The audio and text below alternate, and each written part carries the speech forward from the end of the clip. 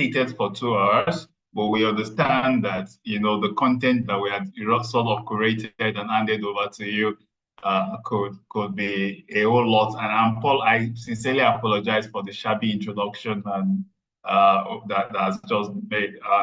So again, just to note that we expect that the time could split past the 2 hour mark. But the expectation broadly is because the session is recorded, we expect that the students who might be unable to complete go past the 2 hours for any whatever, are able to join go back to the recording, pardon me, and listen to that section or for the outstanding section should that be the case. Also, we have we are also trying to put in place some form of modality to ensure that the sections would sort of give you enough room to really go ahead and present the materials you're facilitating today with limited disruption.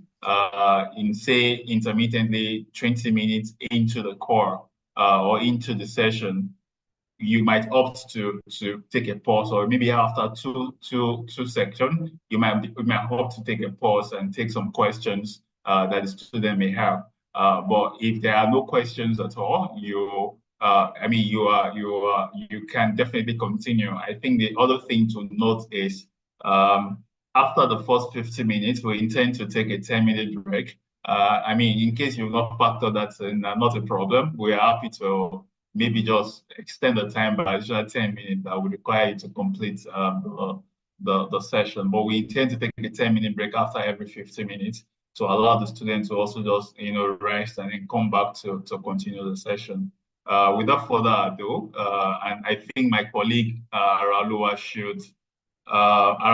should be able to take it over from here. I'll check in with him to be sure he has resolved this technical issue. But without further ado, please, Inka, you may unmute and start the session. Thank you, and thank you very much. Okay, just to confirm, everyone can hear me. Samson, can you hear me clearly? Yes, and I should have told you this earlier. But again, if you are not in a position to do so, it's fine. We sort of admonish our facilitators to put on the video so that the students are able to sort of have a feel of a live lecture. But again, if you are unable to do that, just given that we had not notified you of this ab initio, it's absolutely fine. But yes, we can hear you clearly. Please go ahead.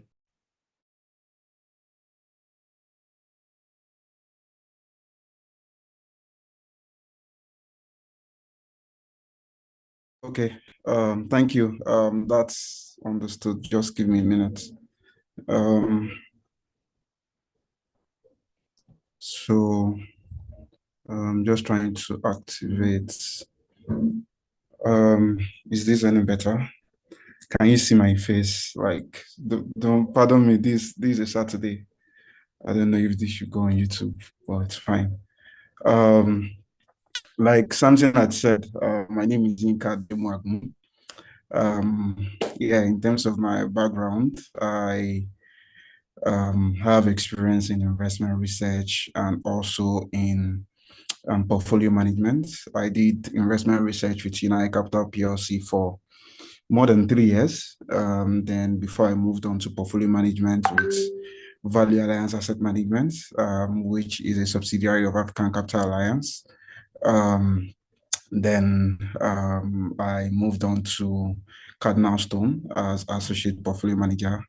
Then currently working with Piggyvest as treasury executive. So that's my career background. But yeah, for today's class, as you would all know, here to take just let me try and share my screen as I'm talking through it. So I'm here to take business analysis. I'm sure everyone on the call is aware. Just give me a minute while I share my screen. Okay. Just let me know once you can see my screen. Maybe something can help or Chiamaka.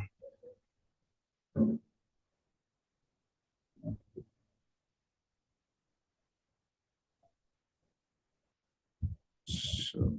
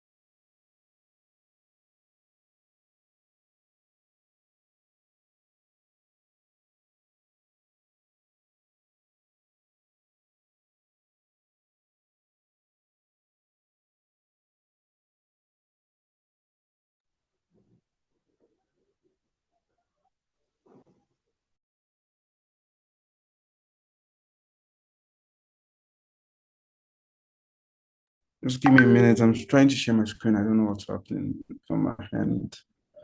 Um,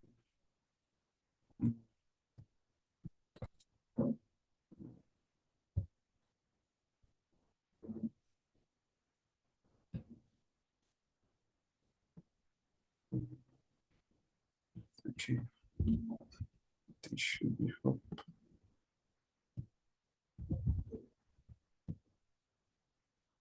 I have a couple of things open. Apologies for just give me a second. Okay, I think this should work now.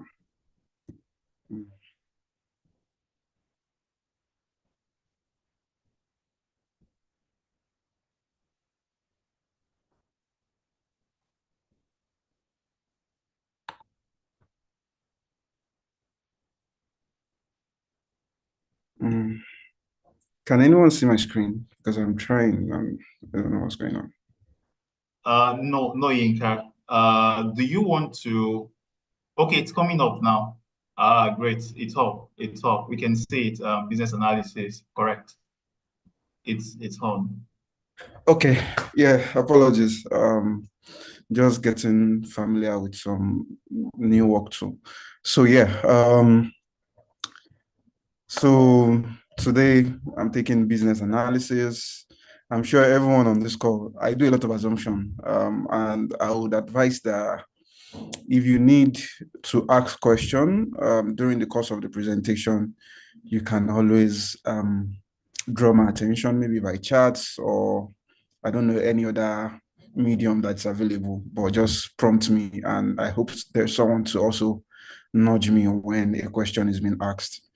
I don't know if the participants have access to also unmute to ask questions. So if they do, I would appreciate that because I love to have interactions with listeners, right? Because it's one of the best form of feedback. It's one of audio feedback. I think I like that rather than dropping chat. But if you can't unmute, then you can always drop your chat to ask your questions. So for today's class, like Samsi had mentioned, I had prepared for 2 hours, so I'm not sure it's going to extend more beyond 2 hours. The core of this conversation is going to be we're going to be using some case study. I think the case study that has been provided to participants on this call is the company called Chemical and Allied Products PLC, CAP PLC, which is listed on the Nigerian Stock Exchange. Then also, just to also balance the view, we'll be looking at other, beyond looking outside of Chemical and Allied Products PLC, we'll be looking at other industries or other companies as well, just to broaden our understanding of some of these tools. For this particular segment or this course outline that was given to me, right, we're going to be looking at a couple of things like we're going to take a look at industry analysis, really, even in business analysis. Business analysis can also, we can look at it from the point of the view of, we're going to look at the business model canvas. Business model canvas, as you would see later in this presentation, very, very useful tool to understanding the business that you're analyzing as a business analyst, is one of the most important tool, right, to understand the business. So there's a business model canvas. There is a 9 model tool that we're going to look at. Then there's also the value chain analysis that we're going to look at. Then I think the way I've created the presentation, very apt and very straight to the point, to enable participants understand the business that they're analyzing. That's the core objective of this section, and our ability to properly analyze a business and then follow it on. Then you then move on to financial analysis and other forms of analysis that you later be taken by other facilitators. Then also would touch base or will touch understanding financial market or the stock market really being the focus. So yeah, I'll just start out with the business model canvas. I'm sure everybody on this call, again, I make assumption, very funny, I make some funny assumption. I think there are some charts being dropped. Okay, I just want to have the charts open somewhere so I don't miss it. Yeah. So yeah, for business analysis, I would like to hear from participants what do you understand by business analysis before we even go into the major part of the presentation for today. What do you understand by business analysis? Like, you can drop it by charts. Again, I don't like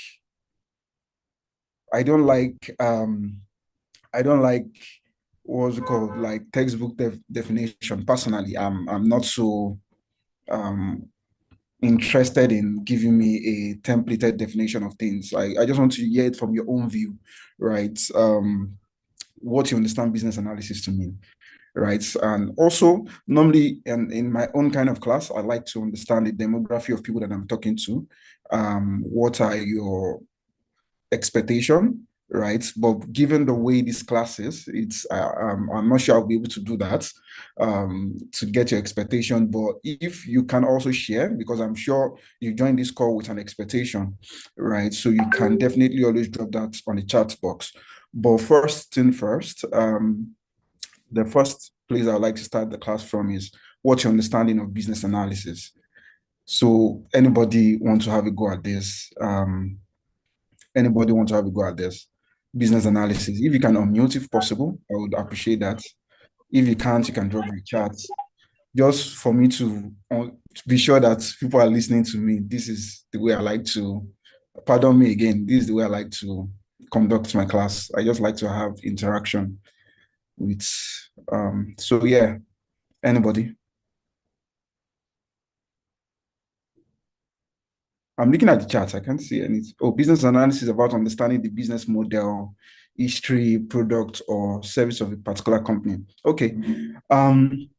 So for me, like I said, I don't like templates definition, right? I'm not saying that's a template definition, but for instance, we talk about business analysis. The way I like to, I'm very funny with the way I explain things, right? Again, pardon me. Business analysis is just analyzing the business. Simple. We're done with our class for today. We can go. So we're just analyzing the business, and there's an objective for doing that. What's the objective for analyzing the business? You want to understand the business better. You want to understand how they make money. You want to understand what's their value proposition really. And that's where the business canvas comes into play, right? The business canvas is a very important tool, right, in business analysis. Business canvas is a very, very important tool. Most times, analysts do not use business canvas. We as analysts, we do not use business canvas most times. It's mostly business owners that use business canvas. Like this, they use it when they are pitching, when they are trying to sell their business to other people or when they're trying to develop strategy. But for an analyst, it's also very, very important. It's an important tool, right? Let me just move on to, so yeah. So there are 9 building blocks of business, understanding a business. Like, how do you understand what a business do, right? There are 9 key questions that you can ask yourself, 9 key questions that's expected. And those 9 key questions are what I have here, right? First, you want to understand what's the value proposition of the business. In no particular order, I intentionally, for this particular slide, as you would see here, I intentionally, there is no structure to it. I'm still going to ask you guys to structure it for me. So that's going to be one of the first classwork on today's call. So preempting, or I'm telling you what you should expect. So one of the things you should expect is we are going to do a lot of maybe class exercise and all of that as this class progresses. So one of the first class exercise that you're going to do is, after I've explained some of these building blocks, I will then expect you as the analyst now to then help to move, like, where should you start from? Should you start from first identify the value proposition, or first identify the customer segment, then move on to value proposition? What would be the proper hierarchy to follow, having understood each of the tools, right? That is involved in a business model canvas. So again, this is introductory part of this class. Is just more of going into the basics of understanding a business, which is what, because before you can even analyze a business, business analysis, which is what we're trying to achieve, you have to understand the business, and the business model canvas help you to do that, right? It gives you one size, like a one pictorial view of a business, asking the right question, and those right questions have been bucketed into nine parts or factors, right? The key factors you're going to look at, you want to look at the business, you want to identify the key partners of the business, you want to identify the key activities the business is involved in, key resources, what's the value proposition, customer relationship, customer segments, channels, cost structure, and revenue. Now, I will take each one and explain. Then at the end of that explanation, you will then help to draw the hierarchy or the flow of a business analysis or a business model canvas. So for key partners, the question you're asking yourself when you're looking at the business, any business you're looking at, be it a manufacturing business, service business, fintech, whichever business you're looking at, when you're asking yourself, as you are trying to understand the business, the first thing you want to know, that's not the first thing anyway, but one of the questions you want to ask on that key partners is, who are their suppliers, that is external parties that they work with. That's what key partners talks about. Who are the external parties that the business will work with? External parties. And external parties could be suppliers, could be distributors, if they're outsourcing that, could be research partners, could be regulators, could be technical partners. So what are the partners to the business? So, and this is outside of the business itself. So any other, for the business to exist, right, they would partner with some people to operate or to bring value to their customers. But for that business to exist, who are they partnering with to bring that value to the customers? So that's what the key partners is asking, or is trying to identify. As a business analyst, you're trying to identify that, right? What are the key activities, right, that the business is involved in? I've given some example. For instance, are they involved in manufacturing? Are they involved in customer services? Are they involved in marketing? Are they involved in distribution? What are the key activities that the business is involved in? What are the key resources? All these things are quite self-explanatory, right? You don't need anybody to explain it to you, really, because once you've identified the factor, is then you would see later when we use the company under this case study as for example, and we'll then try to fill all of these buckets. So key resources, what are the key resources or assets that the business needs to deliver the value proposition? Now you can see value proposition is popping up almost everywhere. What are the key partners that the business needs to work with in order to deliver value to its customer, right? What are the key activities that the business is involved in? What are the key resources that the business needs to deliver value to its customer or to maintain the customer relationship? Then there's value proposition, which is almost at the center right now. Identifying the core value that the business is offering, right? I know everybody, when you look at the business, right, I expect that one of the first question you're asking yourself is, what's the value that this business is adding? Why is this business making money? Like what value are they adding? There's always a value addition. Is it they are satisfying a particular taste requirements by the customer, or they are satisfying they are providing a service to the customer that no other person is providing, or they are offering the best price that no other person is providing, or they are offering the quality of service that no other company has been able to provide. For instance, if you look at traditional banks and fintechs, one of the core value proposition of a fintech is that is the reach and the ease of doing banking, for instance. So what are the value proposition, the core value proposition of the business is at the core of understanding the business in itself. So asking that question of what problem is the company trying to solve and what needs are the company satisfying? That's the key question that the value proposition is asking or is trying to identify. What problem is the company trying to solve, or the business that you're looking at is trying to solve, and what needs are they trying to satisfy, right? Customer relationship. Another one of the other building block is, how do they maintain relationship with their customers, right? Do they use social media to maintain relationship? Do they use emails? Do they use advertisements or maybe television, radio adverts? What medium of customer do they use? Direct, maybe for instance, in banks you would have business relationship officer, for instance, that accounts for the directly manage relationship with the customers. That there's a business manager or relationship manager that takes charge of that. Right? Is it technology they are using? Are they using human to do that? How do they communicate with their customers? So because now there's the point of customer acquisition and there's also the point of customer retention. So how do they do that? How do they manage that? Right? What are the channels they use? Right? What are the channels? Channels can be defined in various forms.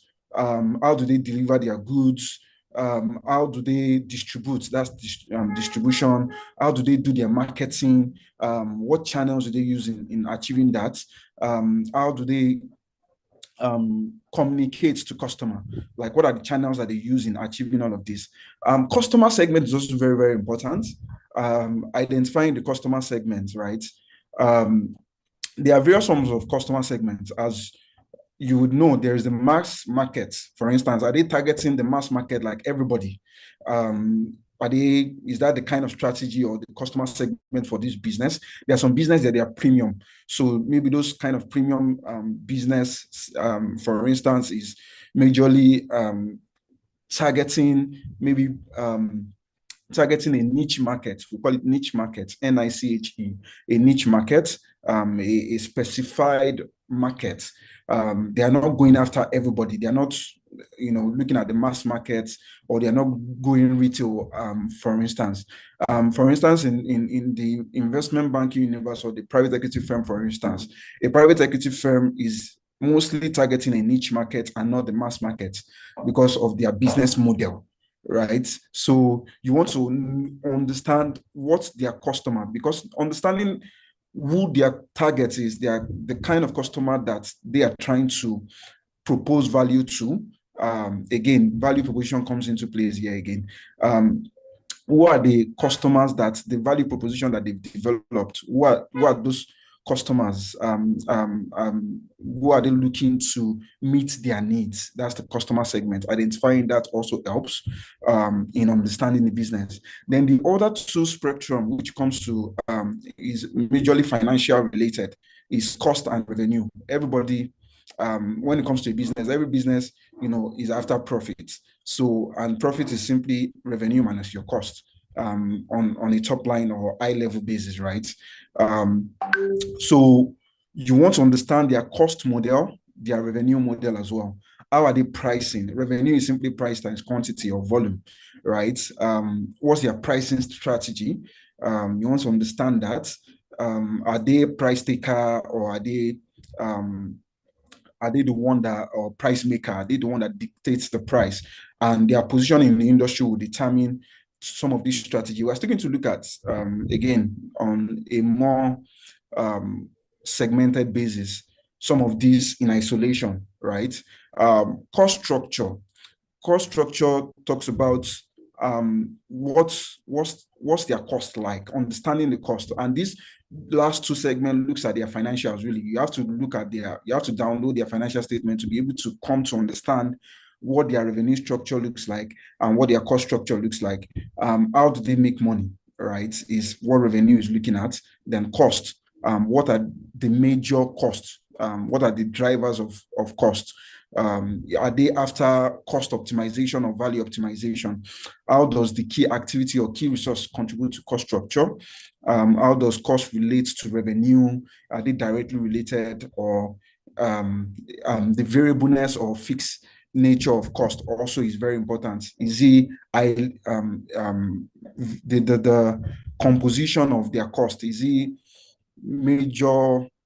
majority of it, is it variable or is it fixed, right? That would also helps in identifying the how to price, right? Understanding the cost will help you to understand how to price, right? Because you incur the cost first before you sell most times. So understanding, again, I've given you an expo into like the direction of those two, like which one should come first. Do you think about revenue first, or you want to think about your cost structure first before you go into revenue?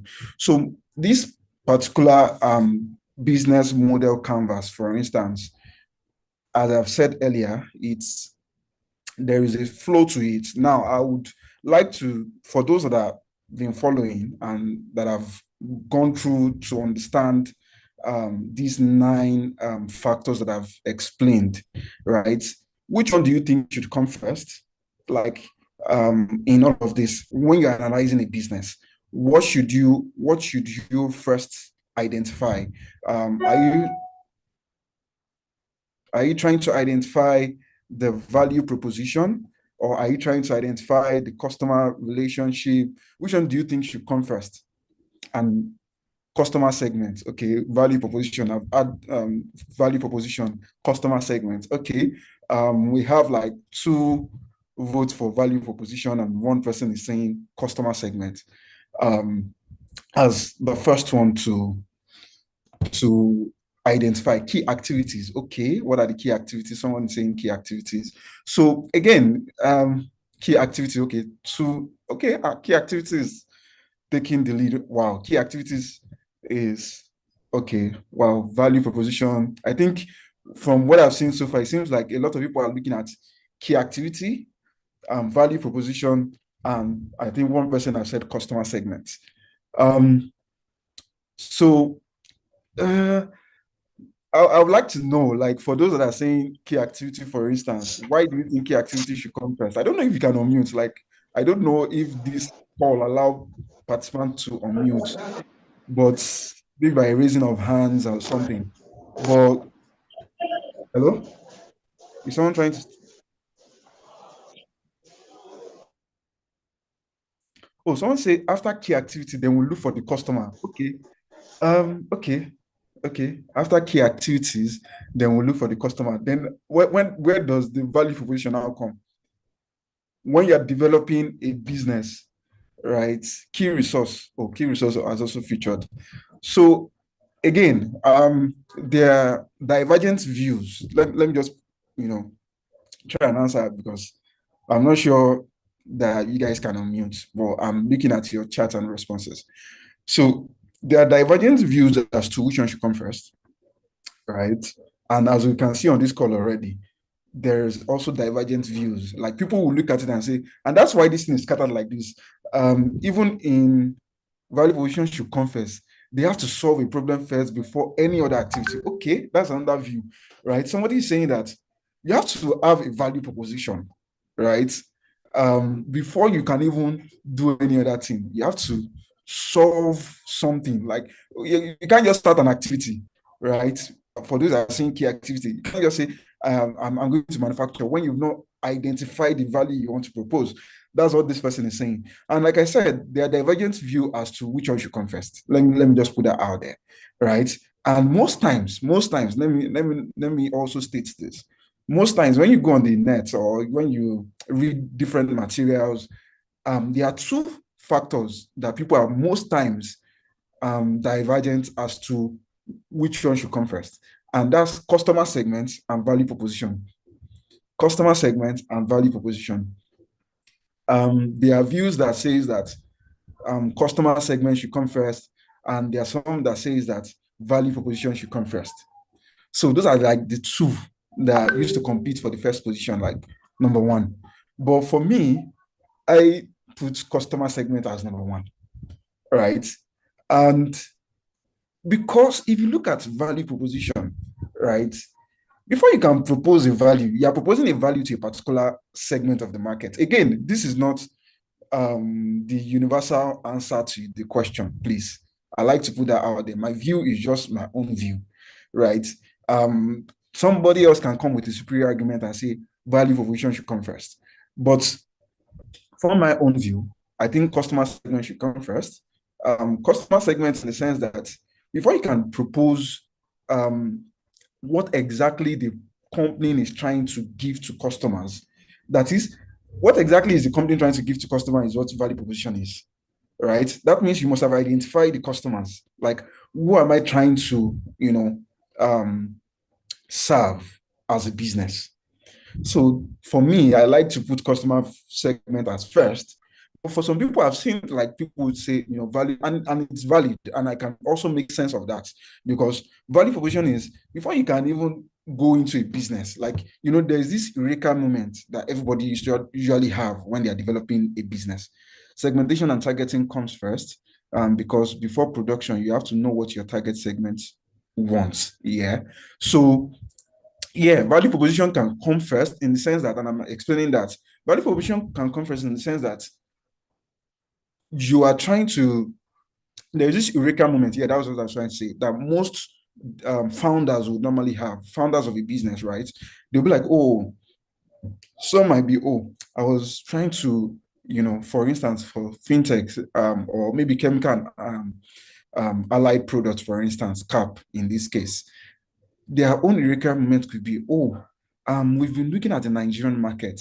There's a deficit in this space, in this manufacturing of chemicals, adhesive, paints in Nigeria. So maybe the owner wanted to buy paints and went to a store, and the only thing he could find were foreign made chemicals or foreign made paints. And he's like, why don't you have a made in Nigeria paint, for instance? So, and he started from there and said, you know what, let me go and develop mine. So the value he's trying to propose is, I want to develop a made in Nigeria. That's the value proposition for some business, but that's not a good value proposition. For another person, is like, this, you went to buy the paint and the paint is not working the way the quality is not good, right? That could be another quality. Like, the quality is not good enough. It's too watery in his own opinion, and he's like, the requirement is, we can develop our own quality paint that will last for more than 30 years. Maybe the average paint in Nigeria today, that the person was seeing was lasting maybe like 10 years, and he feels he has a solution that could last even longer for another 30 years. Then he goes into the business and say, you know what, I want to create a business around this. I have a formula that can work, and because of the Nigerian terrain. And the thing is, Eureka moment, again, value proposition, I'm still talking about value proposition, right? The moment that a light bulb moment that the person can have, for instance, in chemical and allied product space, for instance, could be the fact that, the foreign made paints were made by manufacturers in European economies, that their weather condition is not the same thing with African countries or Nigerian, that of Nigeria, right? So the paints that they've made it to suit their own economy, such that snow and all of those things, the paints wouldn't fade. But there's no snow in Nigeria, there's no snow in Africa. So what you have is sunlight, right? So the person could be like, I want to create a paint that would be suitable for the African market, right? So that's the value proposition that they are looking at, right? For the African market. So, or the suitable for Nigerian market. So that's value proposition. So that's why I think value proposition can also come first. But personally, I like to give customer segment number one, like identifying the customer that you want to serve. Is it the Nigerian market I want to serve? Is it the African market I want to serve? Is it the youth population I want to serve? Is it the mass market? Do I want to go retail, or do I want to start out with the big ticket guys, like the businesses, corporate, before I move on to retail? So understanding your customer, then I would say between one and two, I give the way I in terms of hierarchy, I would give number one to customer segment and number two to value proposition. But most times, like I said, the divergent views, people give value proposition number one, and also customer segment number two. So one and two is between value proposition and customer segment. So three and four, which one should? Anyway, let me go to the last one before I even go to the middle, because a lot can happen in the middle. So the last two, which one do you think the last two should be? From my explanation earlier, which one do you think the last two should be? It's quite Hello, Yinka. Yes. And apologies for and also Aralu, apologies for disrupting your session. So we got a notification, more like a nudge that I think a few of the students are struggling to, while they understand the content, they are struggling to relate it to, how will I say, they're struggling to relate it to the purpose of the challenge. So I'm hoping that you can help them provide that background as to while they are learning this, so that they're able to contextualize even better, if you wouldn't mind. Okay, yeah. So for the I again, apologies. Sorry for that. So, like I said, business model canvas is to help you understand the business. That's number one. Like, for chemical and allied paints, for an allied product PLC, for instance, you are trying to understand the business before you can analyze the business. You want to analyze now, for instance, you want to do valuation, you want to do all of those things. There is an understanding that needs to be at the back of your mind. How do you can look at, go on Google and do desktop research and say, what's chemical and allied paints or allied products, CAP PLC, what do they do? Now, this particular framework help you to ask the right question, frame it up in this manner that I've put here, such that on an eye level, you can say that, yeah, I understand this business. And let me give you an example. An example for chemical and allied, although, again, I don't want to, because if I'm answering the chemical and allied products PLC question already, then you just copy and paste for most of you. So I just want you to understand the factors first. So the thing is, for chemical and allied products, for instance, anyway, maybe I'll just do that. For chemical and allied products, for instance, you want to understand what value are they proposing. Now, if you read I believe Samson or the institute must have shared a company overview that was teaser that was downloaded from Cap IQ, right? With you guys. I don't know if they've shared that with you before now. Now, if you go through that report, you will see a lot of things like all around, like about 8 pages or 9 pages of that. Now, one thing is that 9 pages, you can summarize it into these buckets, such that you understand the company, you understand, oh, what's the value proposition of this company, what's the customer that they are looking to, what's their target customers, what's the key things that they do, what are their partners, right? What's their cost structure like, looking at their financials. So in one, just looking at one framework that helps you to understand a business, this is the model that helps you understand the business. Like I said, when I started this presentation, most analysts, as a research person, I don't often use the business model canvas, right? And for equity research, you probably would not need to use it in your final presentation. But what you need it for as a research analyst, what I need it for is to help me understand the business before I even start my analysis. So this one is like the groundwork, is like the framework, is like the foundation that you want to build. So building that foundation helps you to then, do other things. Like if you want to do industry analysis, you want to do any other thing, like the foundation, the first foundation you want to start from is understanding the business, and the business model canvas is the one that helps you to understand the business. I don't know if that answers the question. So understanding the business is what this is all about. So I want to understand the business by understanding what value the business is proposing, understanding the customer segments, the target customer segments, the channels of distribution or marketing, customer relationship, how do they maintain that, the key resources, the key partners, who are their partners. For chemical and allied paints, for instance, they have licenses that they get from their foreign partner, one of the biggest in the space globally. So you will see that later in the presentation. So you want to understand who their key partners are, who are their suppliers. So, and this basically helps you to then, once you've identified these 9 segments, now every other thing you want to do, like value chain analysis, like industry analysis, for instance, company analysis, you can do it easily because now you understand the business. So the understanding of the business is what this is all about. Like understanding the business is what this is all about. I don't know if that answers the question. And if that's still not clear, maybe participants can ask or drop a question so I can then address the specific question. I don't know if there are other specific questions that you'd like me to answer at this point.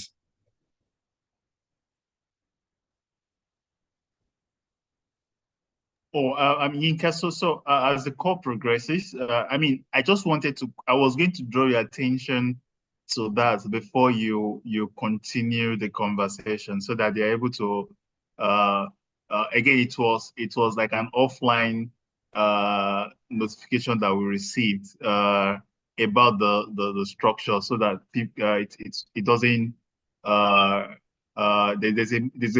there's a better appreciation of what the goal is in terms of the content you are taking them through. But Okay. if there are any specific questions, I'm sure the student will drop in the chat box and Aralua would call your attention to it as you continue with the session. Thank you. Okay. So basically the business model canvas help you to understand the business, right?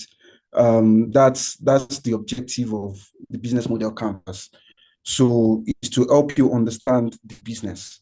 So when you're looking at the business, you have like 20-page documents, 30-page documents.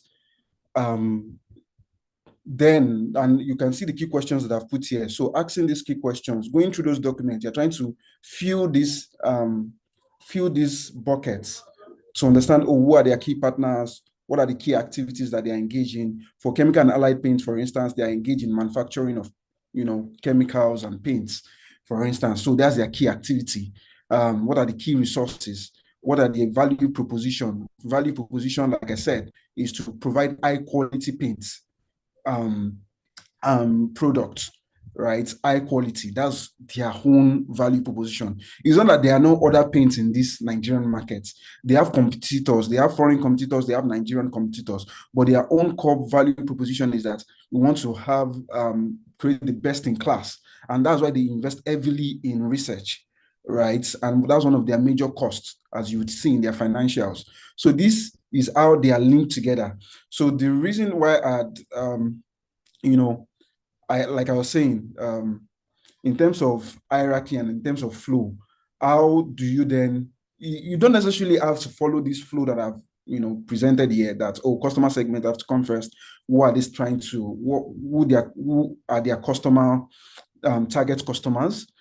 Is it mass market? Now, high quality paint, would they be targeting mass market? Would they be targeting, they have for Cap PLC, for instance, they have different products for different customer segments.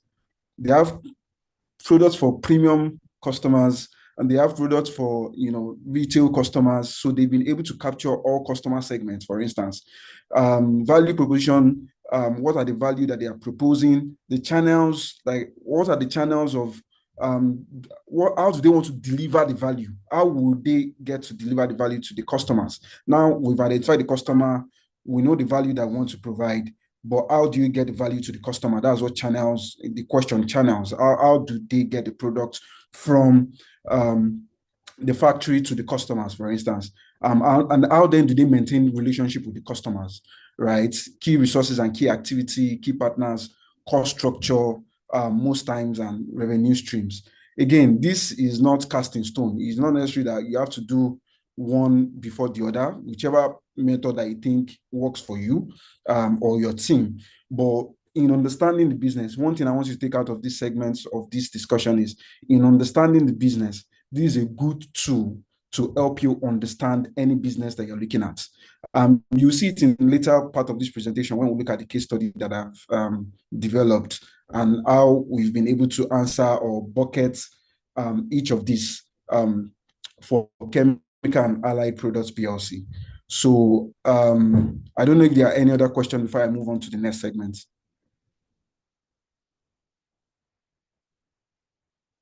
Any question before I move on to the next segment?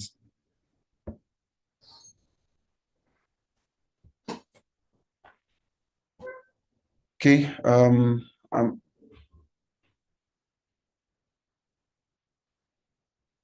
Can I share the numbers? The numbers are on the screen. So in terms of how they flow, the customer segments, then you move on to the value proposition as two channels of distribution or getting the product to the customers, customer relationship, how do you maintain that? Then revenue, how do you make money? Now you've proposed value, you've identified you want to distribute. How do you make money? Is it going to be what was it called? Is it going to be are you going to be price taker? Are you going to be, how do they determine the pricing of the product? That's another thing to look at. So for a mass market, you have to understand how they price relative to the market that they are serving, right? Are they, Nigerian, for instance, the Nigerian ecosystem, can they easily adjust prices? Is it easy for them to adjust price? How easy is it for them to adjust price considering competition and the space where they are playing? So these are the flows that I personally think, in terms of understanding the business, these are the things that you should ask. This is how you should flow in terms of hierarchy. So I don't know if there are any other questions. So it's right here on the presentation.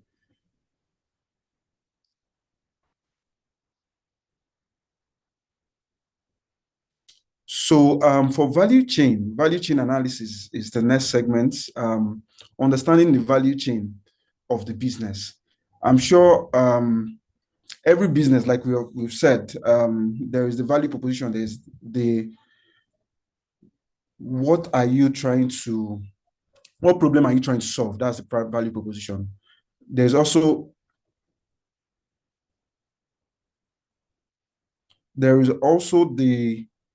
so the value chain analysis looks at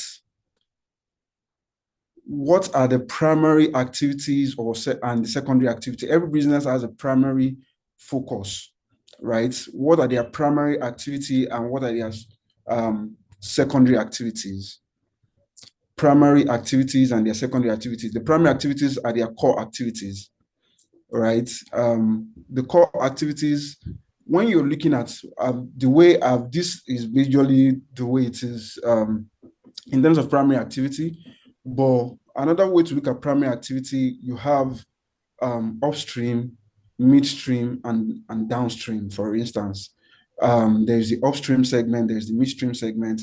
How do they, I've spoken about, manufacturing, for instance, if they're in the manufacturing space, how do they get their products from suppliers? That's their raw material. How do they get their raw material up until how they get the final goods, finished goods to their customers? Primary activity.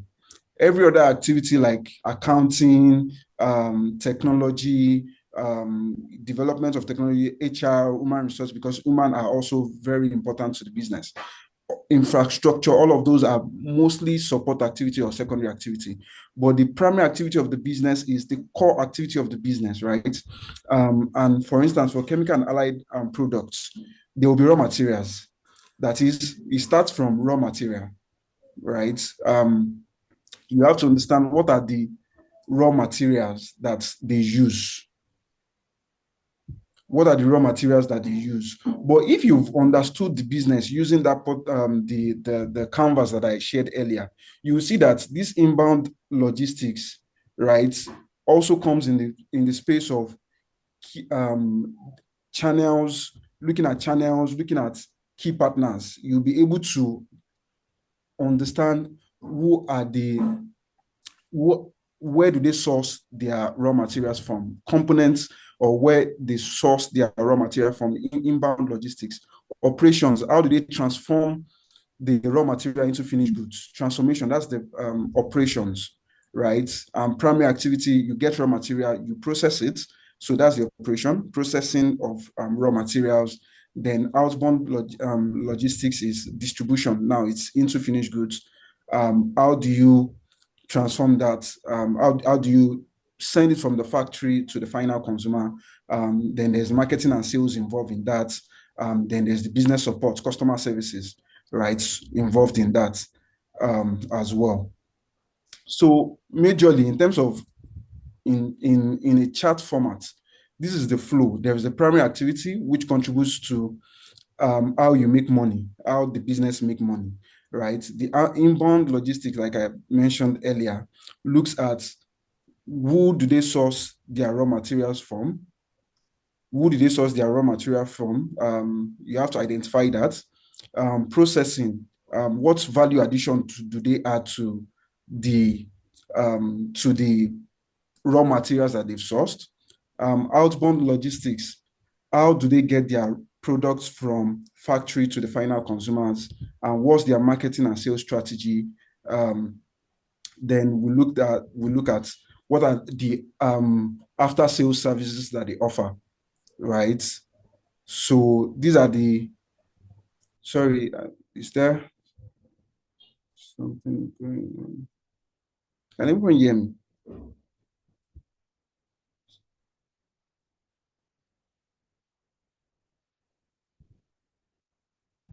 Hello? Yes, sir, I can hear you.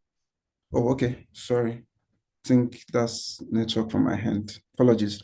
So yeah, so those are the primary activities. You want to identify what are the primary activities, and the primary activities really is the core activity, like I mentioned. Then there's the secondary or support activity. That is, without that secondary activity as well, you might not be able to maximize value.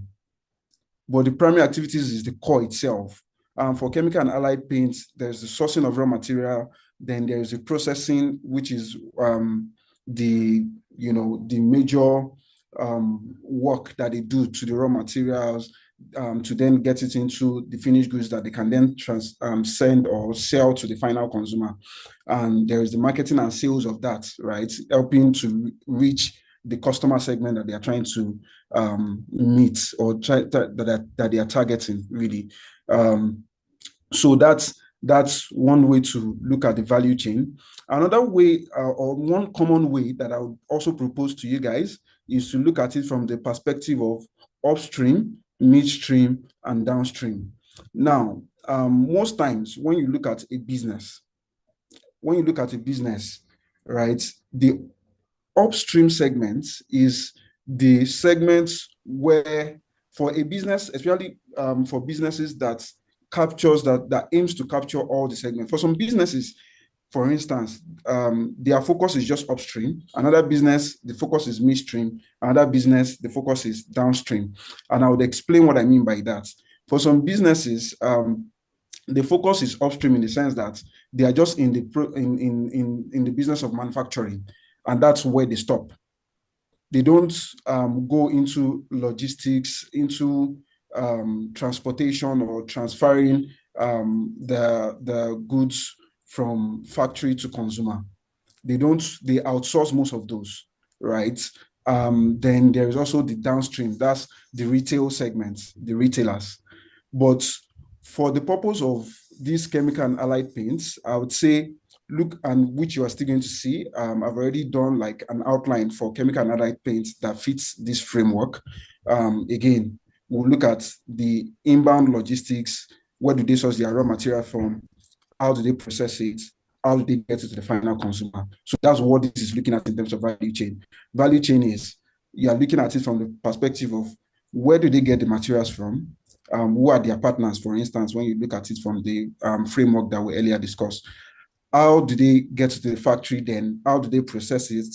Then how then do they send it to the market? So when you, I don't know if you would have the opportunity to visit the company or when you're discussing with management, those are some of the things that you want to understand as an analyst, as a business analyst. You want to understand how they source their raw material. Do they, for instance, there's the concept of backward integration. Are they backwardly integrated that they do not need to get their raw material from external agents? That is, they produce their own raw material, for instance. They own their own raw material. They have license to their own raw material, for instance. Is that the case? Or there is the raw material that they have to get from outside? So that would also impact their ability to and how they are going to price, for instance. So because that will form the major or the bedrock of their cost. You want to ask question about the kind of arrangement that they have with their suppliers, the suppliers of the raw material. Is it in terms of shocks, when is it just one concentration, for instance? How diversified is their supplier sources of supply of those raw material? Where a company is heavily reliant on one particular supplier, for instance, that's a big red flag, for instance, when you're analyzing a business. So you are looking at it from that perspective when you're discussing with management, that where do they get their raw materials from? For instance, do they import them? So FX impact when it comes to financials. So is their raw material imported or is it Naira based? So you want to understand that. So primary activity, the focus here is primary activity first. Someone is raising their hands.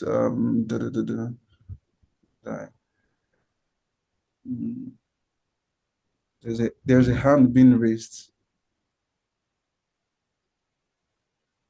Hi, Ika. Good evening.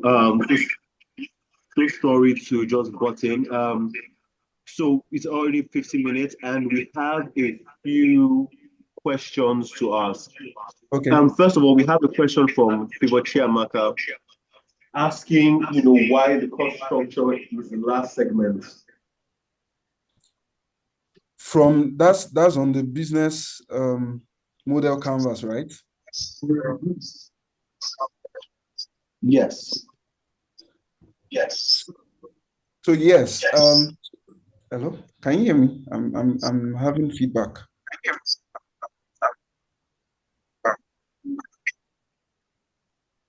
Can you hear myself? So I don't know what's happening. So again, like I said, all these things are not cast in stone, right? Most times, for myself, I said the cost structure comes last in terms of how I look at this, right? In the sense that once you understand the value you are proposing, which we've talked about, and the customer segment you're looking to serve, how you, the channel of distribution, the cost structure, which is about, what portion of the cost is fixed or variable? For instance, the reason why I think that should come last, and again, I think I've said this previously. Some other people, there are school of thoughts that believe that revenue stream should come last, right? And cost structure should come way ahead, right? Think about what your cost is going to look like before, or what their cost looks like, their cost structure. The company, now you're analyzing a business, not yours. You're analyzing CAP, for instance, what their cost structure look like. So most times I like to put the financials at the last. That's the way I like to analyze the business. I like to understand the workings of the business first before coming to the financials.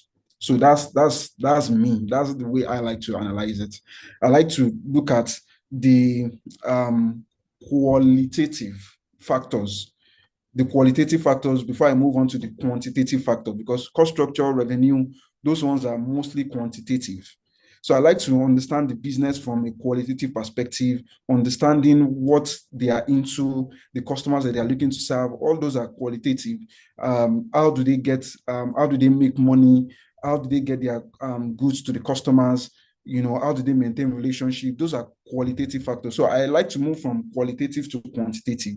So that's just the reason, right? That I look at it from that perspective of what are the qualitative factors, understanding the qualitative factors of the business, then move on to the quantitative, which is the financials, looking at the cost structure, their financials, their revenue. Does that answer the question? So again, for some other school of thoughts, if you go out there and, again, you can do what works best for you. You can say, you know what, the way I want to analyze or I want to understand this business.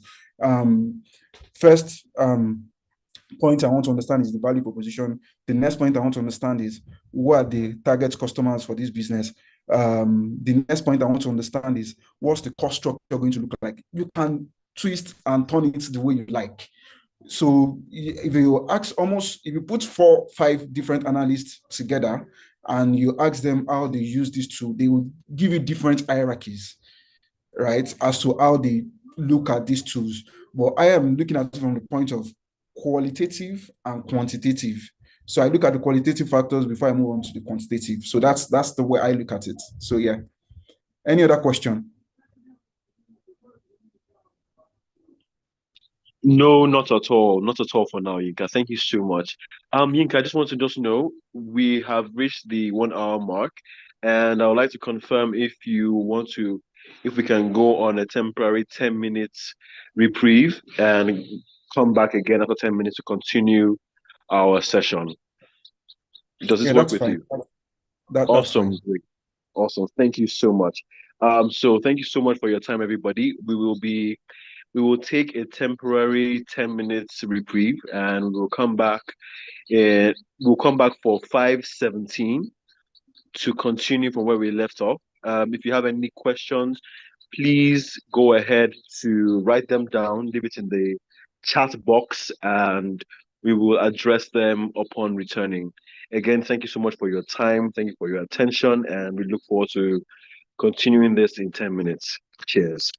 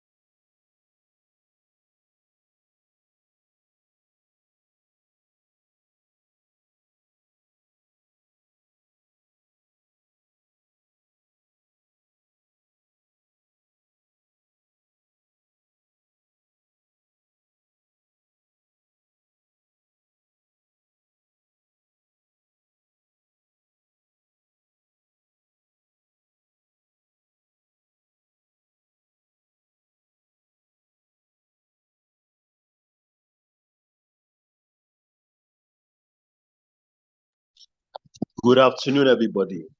Can anyone confirm if you're here? Good afternoon. So, welcome back to the second part of the business analysis tutorial session with Yinka, and we are happy to have you as usual. We will be starting shortly. We will be waiting for Yinka to take the floor. And like I said, if you have any further questions, by all means, leave your questions in the comment section, and we will have Yinka take them up in due course. Again, thank you for your time, and we look forward to working with you closely and enjoying the whole process together. Cheers.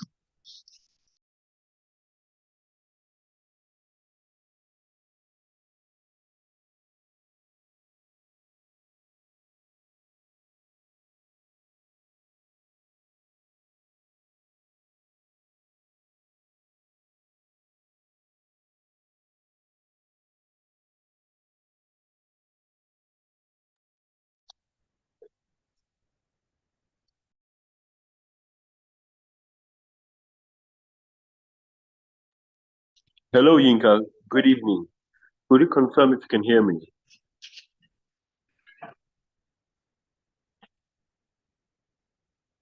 Hello, Yinka. Could you confirm if you can hear me?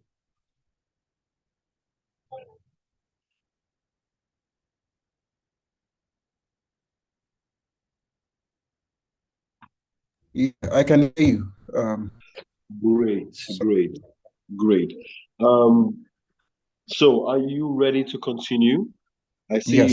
you're still setting up your. Okay, awesome. That is great.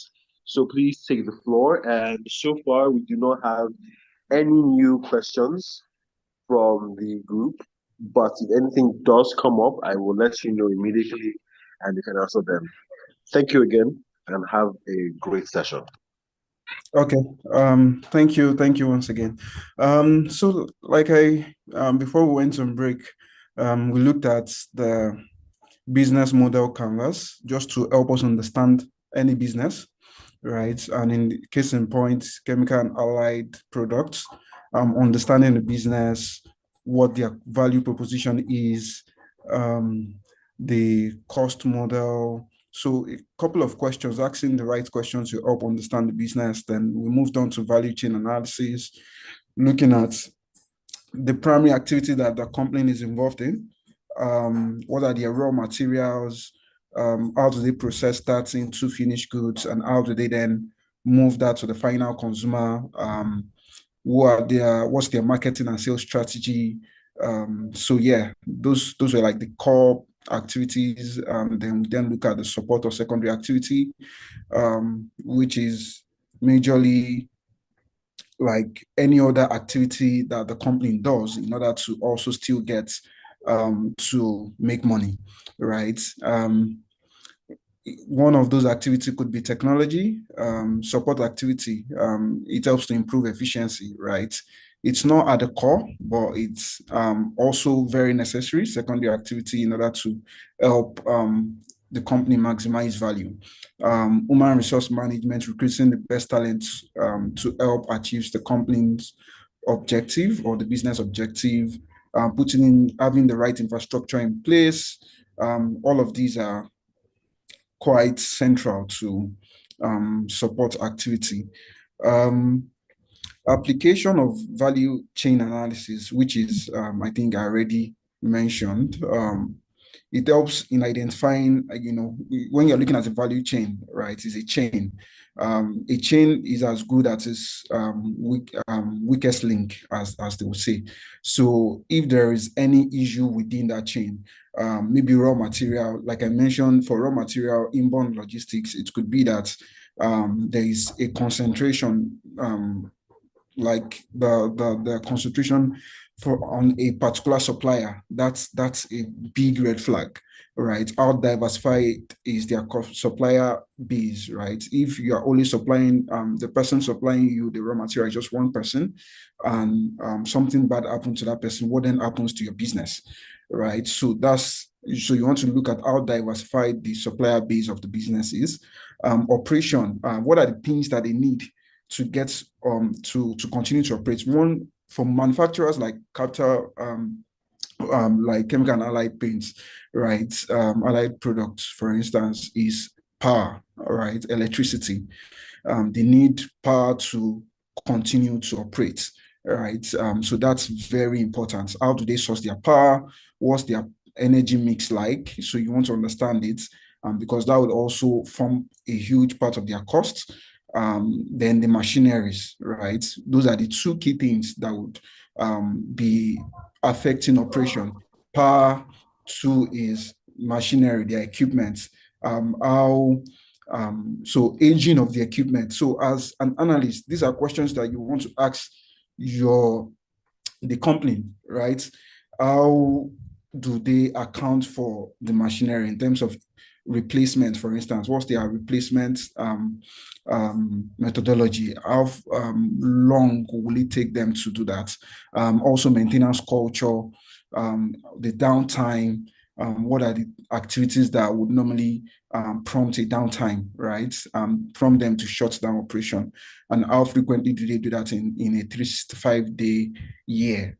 So that will also inform your models, right? The assumptions that go into your model.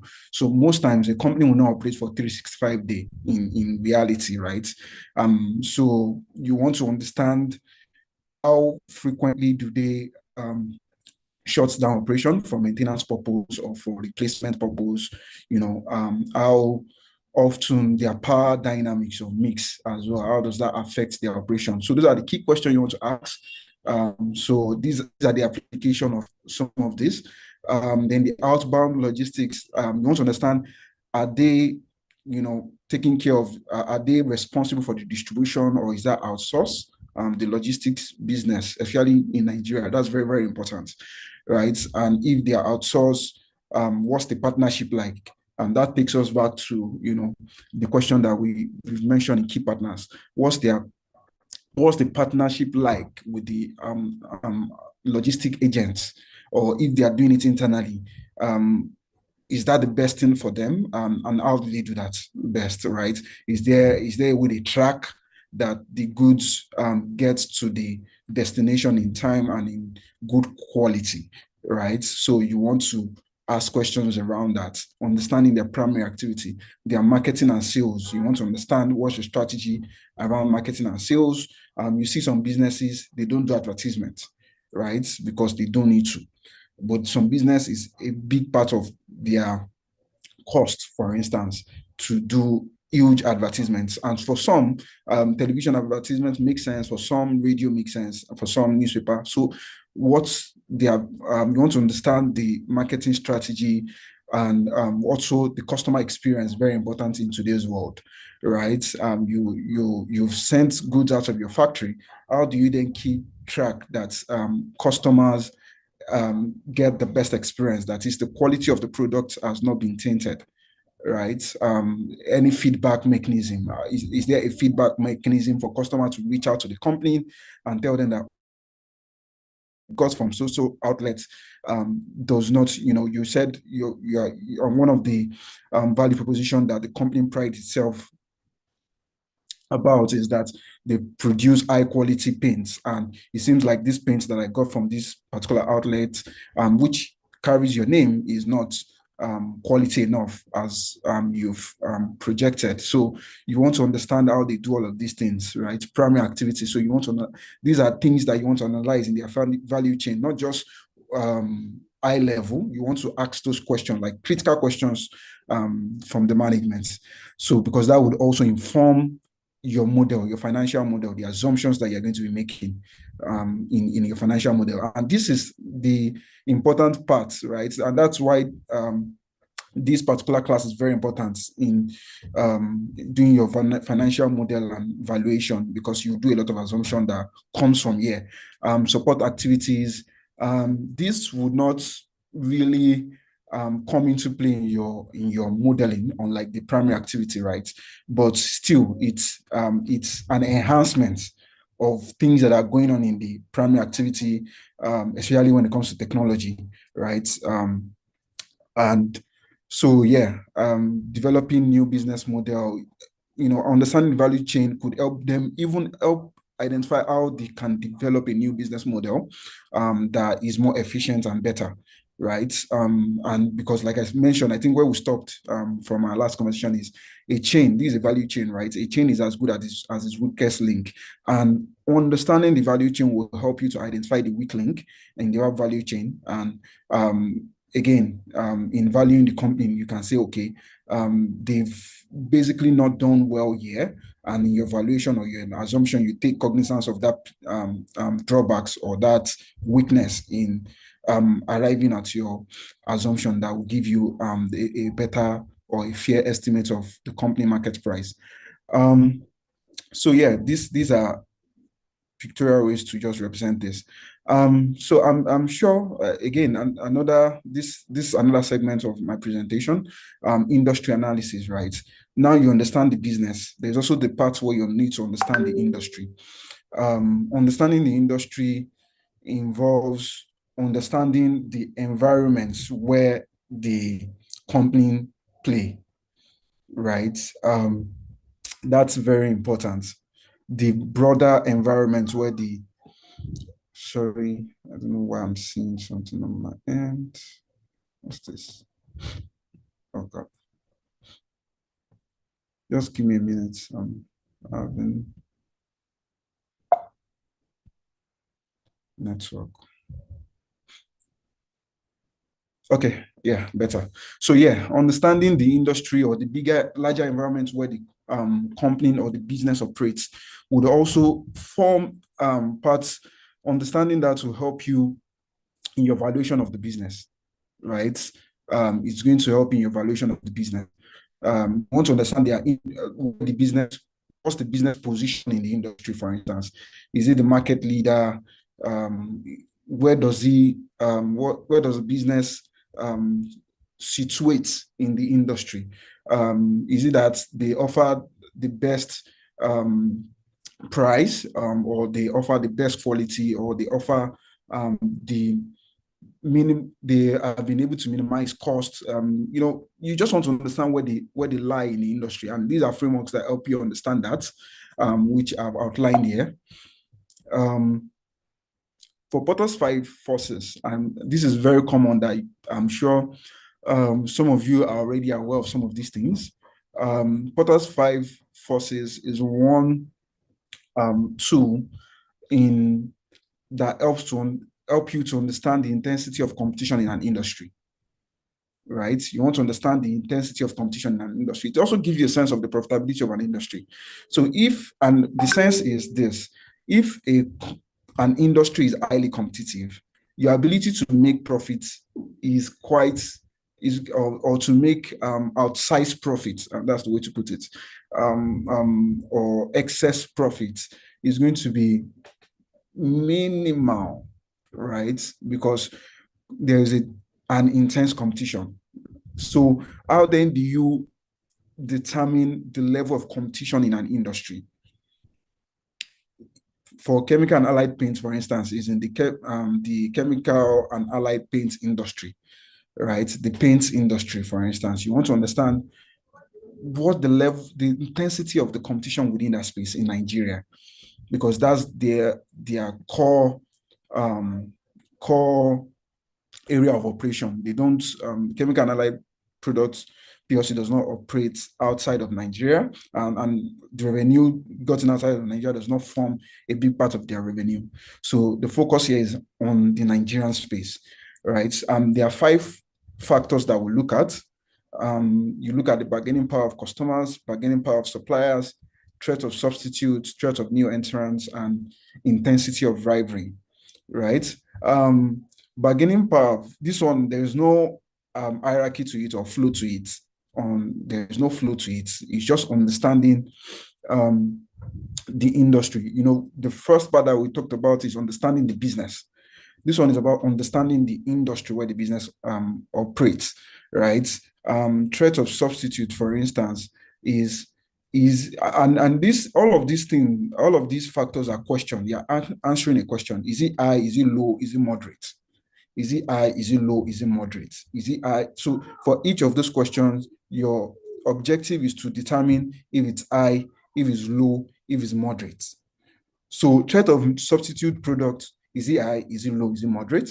That is, what's the threat that another product, an availability like options? Is there another product that can serve the purpose that the product of the business that you're analyzing is serving? And by how much can that affect the revenue of that industry? You know, this is industry, it's not company now, it's the industry, right? The availability of substitute products or service can negatively affect demand since customers have the choice to switch between products, right? Please note that this is industry. So that means threat of substitute product is not, substitute is not another paint, like maybe Berger paint, for instance. Berger paint is a substitute for Dulux from chemical and allied paints. Do you understand? So those are not substitutes. Substitute is what else can you use in the stead of the paint? For instance, tiles. Tiles is a substitute. I don't know if some of you have seen cases where people don't paint their house. They use like marbles or tiles to like all around their house rather than painting it. Wallpapers, those are substitutes that people use rather than paint in their room. They don't paint their house. They use wallpaper rather than painting. So those are threats of substitutes. So the question you're trying to ask yourself, is that high? Is that low? Is that moderate? I don't know if that's clear. So then the bargaining power of customers as well. Is there someone trying to say something? Bargaining power of customers as well speaks to how much bargaining power does the customer have, right? So, and a customer would have a bargaining power, as you would understand, if they're like a major one, like for instance, maybe we can allied paints, allied products. They have one Nestle or another company, a very big company, or Dangote Cement is like their major, contribute like 50% of their revenue or 30% of their revenue. Then that customer has like a huge bargaining power. So you want to understand how diversified is the customer base of the company. Is it a small pool of customer? If it's a small pool, then the bargaining power of customer is higher. But if it's a larger pool, right, the bargaining power is lower. So the customer bargaining power is lower. That is, you can afford to do without that particular customer, and your revenue might not be significantly impacted or materially impacted. So that's also another thing to watch. Bargaining power of suppliers, as we've seen in our value chain analysis and in our framework or canvas, suppliers are very important, right? What's the bargaining power of supplier? You want to, the same way you're looking at bargaining power of customer from the point of view of how significant is the customer to my revenue. Bargaining power of supplier is looking at how significant is the customer to my operation. That is, the supplier to my operation. Bargaining power of supplier. That is, in the case where a company like chemical and allied product, for instance, they have one major supplier. That's the person that supplied them their raw material. So you can see the bargaining power of that kind of supplier is going to be very high. So, but if they have various supplier, like diversified supplier base, so if one supplier mess up, they can move on to the next one, they can move on to another one. So this bargaining power supplier is lower in that kind of case, right? They have plethora of suppliers at their disposal, right? Threat of new entrants. What's the threat of someone new entering that industry or entering that space? So because the more players you have, the lesser your ability to make profits, because everybody is now trying to capture a segment of the market. So how easy the barrier to entry, how easy is it for new players to enter into the industry? And most time when an industry is very profitable, you will see that a lot of players will try to enter.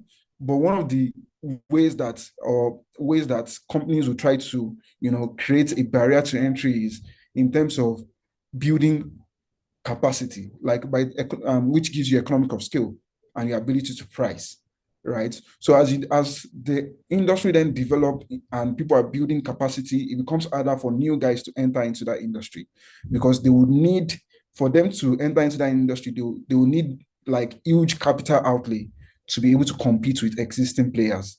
So for you right now, your own concentration or your own focus is to try and answer the question: is the threat of new entrants high, right?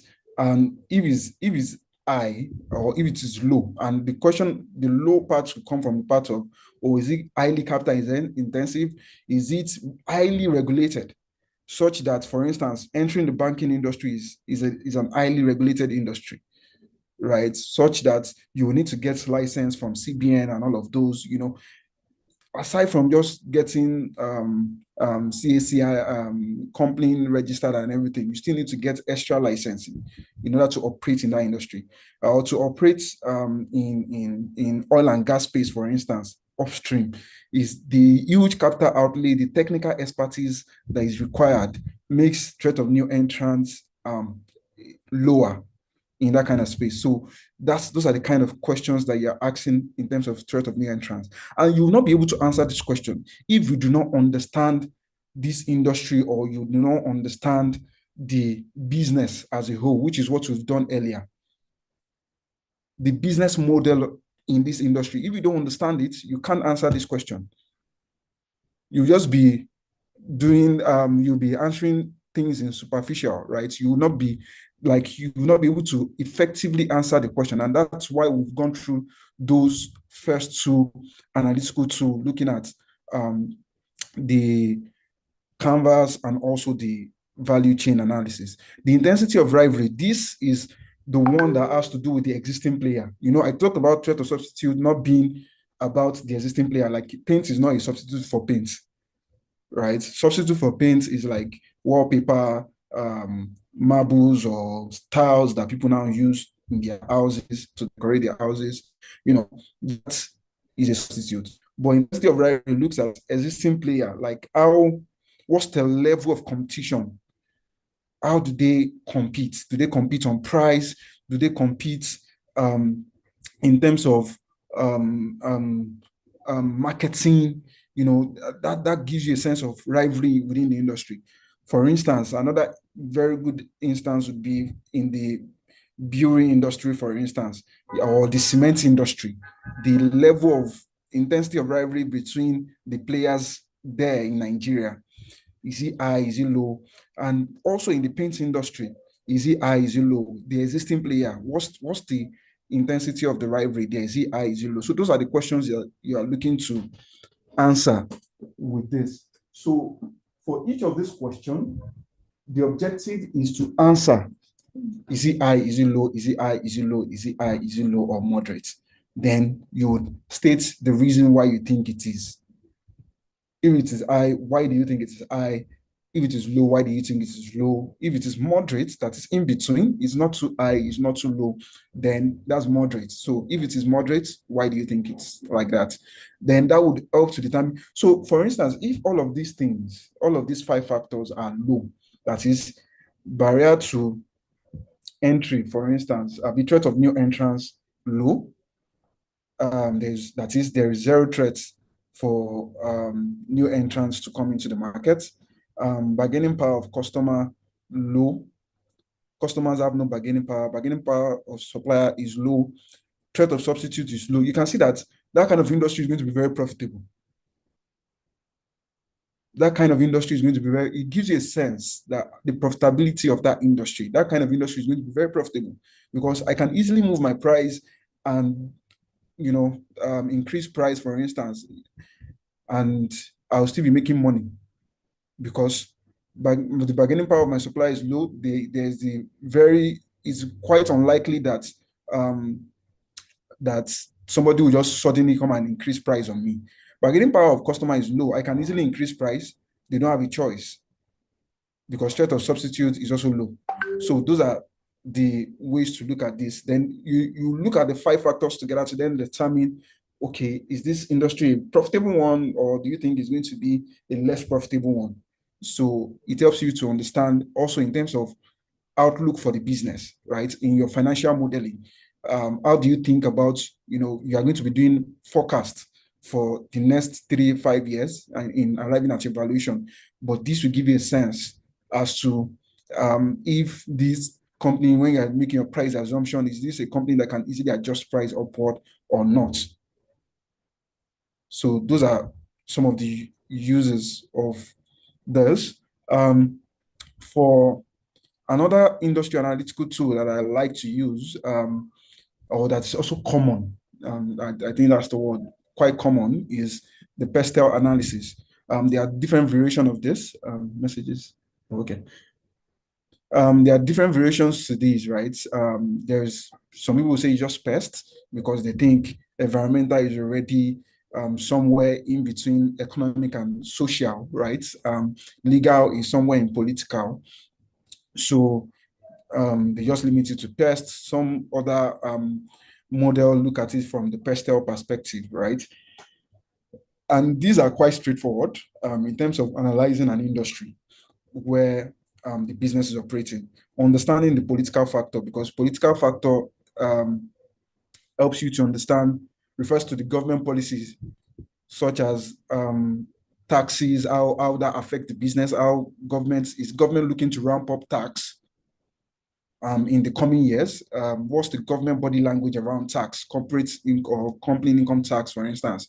Or what's the government's disposition around the industry? Are they looking to support the industry? Maybe a Greek space now. A good example is this case of a new administration that Nigeria experienced. Now, having a new administration, you want to understand what is the body language of the new administration in terms of policies, right? Are they looking to encourage businesses? Are they looking to tax more? Are they looking to provide financing support to businesses? So those are things that you want to identify. You want to identify that, is this business that I'm analyzing, is it going to enjoy government support in the future? And that would also go into your valuation and model assumption, right? Economic factors like interest rates, growth, exchange rates, those are things that you want to also look at, how it affects the business. I've already mentioned about raw material. If they are, raw material is being sourced externally, that means they are exposed to foreign exchange risks because the bulk of their cost is going to be foreign exchange denominated, and their selling cost is in naira, right? So you want to look at the match between that. Social factors. So you want to look at the social trends, right? What are the current trends within the target markets that they are looking to, that the business is trying to capture, right? Technological factors. You want to look at new advancements. Can they be more efficient? And that's also AI, for instance. How can it? Are they looking at using AI to be better at what they do? The value proposition for chemical and allied paint, for instance, is they do a lot of research and development and leveraging technologies in order to come up with unique solution and superior or quality products. So how does technology play in that? And are there new innovation on the line? And if new innovation most times will unlock new revenue for the company. So analyzing this would help you, critically understand where the industry lie and where the business that you're analyzing also lie. So environmental factors, you look at things that are going on within the environment. Core one is the climate change, for instance. There was a time of COVID-19. That's an environment or social factor. It could fall under social factor as well.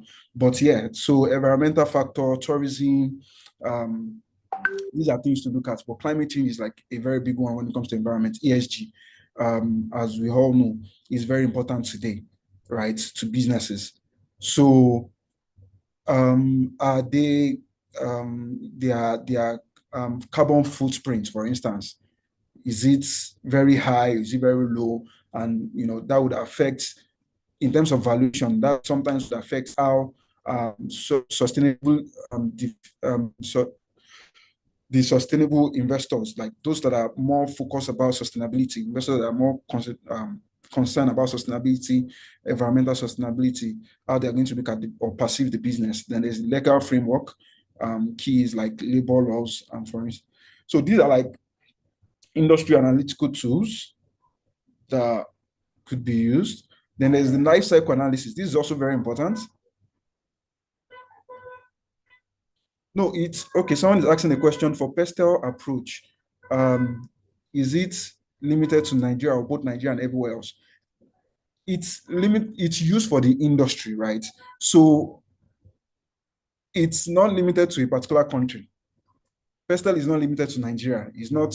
I was just giving example of Nigeria in the case of, because so you can easily relate to it. So pastel is a tool that is used globally in analyzing an industry, right? And it could be a case where, for instance, you are trying to analyze a foreign company. You can still use pastel to understand the industry framework or the way the industry is framed, how government policies. So, for instance, a bank, because so the reason why I'm using bank is because I know some of them operate internationally. That is, they have operation in Nigeria and they still have operation in other African countries or even other economies outside of Africa, right? So you want to look broadly at beyond Nigeria. What are the other political factors that can affect the company that you are, or the business that you're analyzing? Right? But for chemical and allied paints, because the bulk of their revenue, so that's the way to also understand, and that's where the point of the 9 canvas that we discussed earlier, that's where it comes into play, because now you understood that chemical and allied paints, their focus is in Nigeria. That's the revenue source. The majority of their revenue, 90% or maybe more than 90% of their revenue comes from Nigeria. So whatever analysis you're doing it within the confine of Nigeria and not outside of it, right? So, but for another company, it can be, they operate in Nigeria, maybe 40% of their revenue is from Nigeria, another 30 is from Ghana. And, so you have to look at all of these factors within Nigeria and in Ghana, depending. So someone saying personal analysis seems to cover the aspect of ESG. Yeah, it does, right? It covers concept of environmental, social, and I think governance is like the only thing that is missing, right? Governance is the only thing that is missing in pastel. But yeah, it's one of those tools that you can use, but it's not the core tools to analyze for ESG analysis. It's not the core tool, but it's good in analyzing where they stand environmentally, socially, and governance will have to do with maybe corporate governance. How diversified is the board? Is it just internal, or what was it called? Executive directors alone? Is it those that are involved in the business that just forms the board, or they are all that non-executive director? Are they independent members? So there's a lot of other things that are involved in analyzing the governance structure of the company, right? So, but let me just touch on the governance, right? We've talked about social, we've talked about environmental. Environmental has to do with, analyzing their carbon footprints. You want to ask, because especially in today's world. So let me just, I think that question, let me just take a bit more time to answer that question. So in today's world, for instance, right, climate change is like a very big topic, right? And you want to, in terms of sustainability, you want to invest in business that are quite sustainable environmentally. They are positive to the environment in that sense, right? Environmental factor has involved you asking, like when you're discussing with the management, you want to know what their carbon footprint is like. Because manufacturers, they use different, like, and that's where energy mix also comes into play. If you understand what their energy mix is like, okay, they told you that, oh, our energy mix we use because the national grid is not reliable here in Nigeria. We have to also power up our generating sets, which is fuel. It uses fuel, petroleum, PMS, right?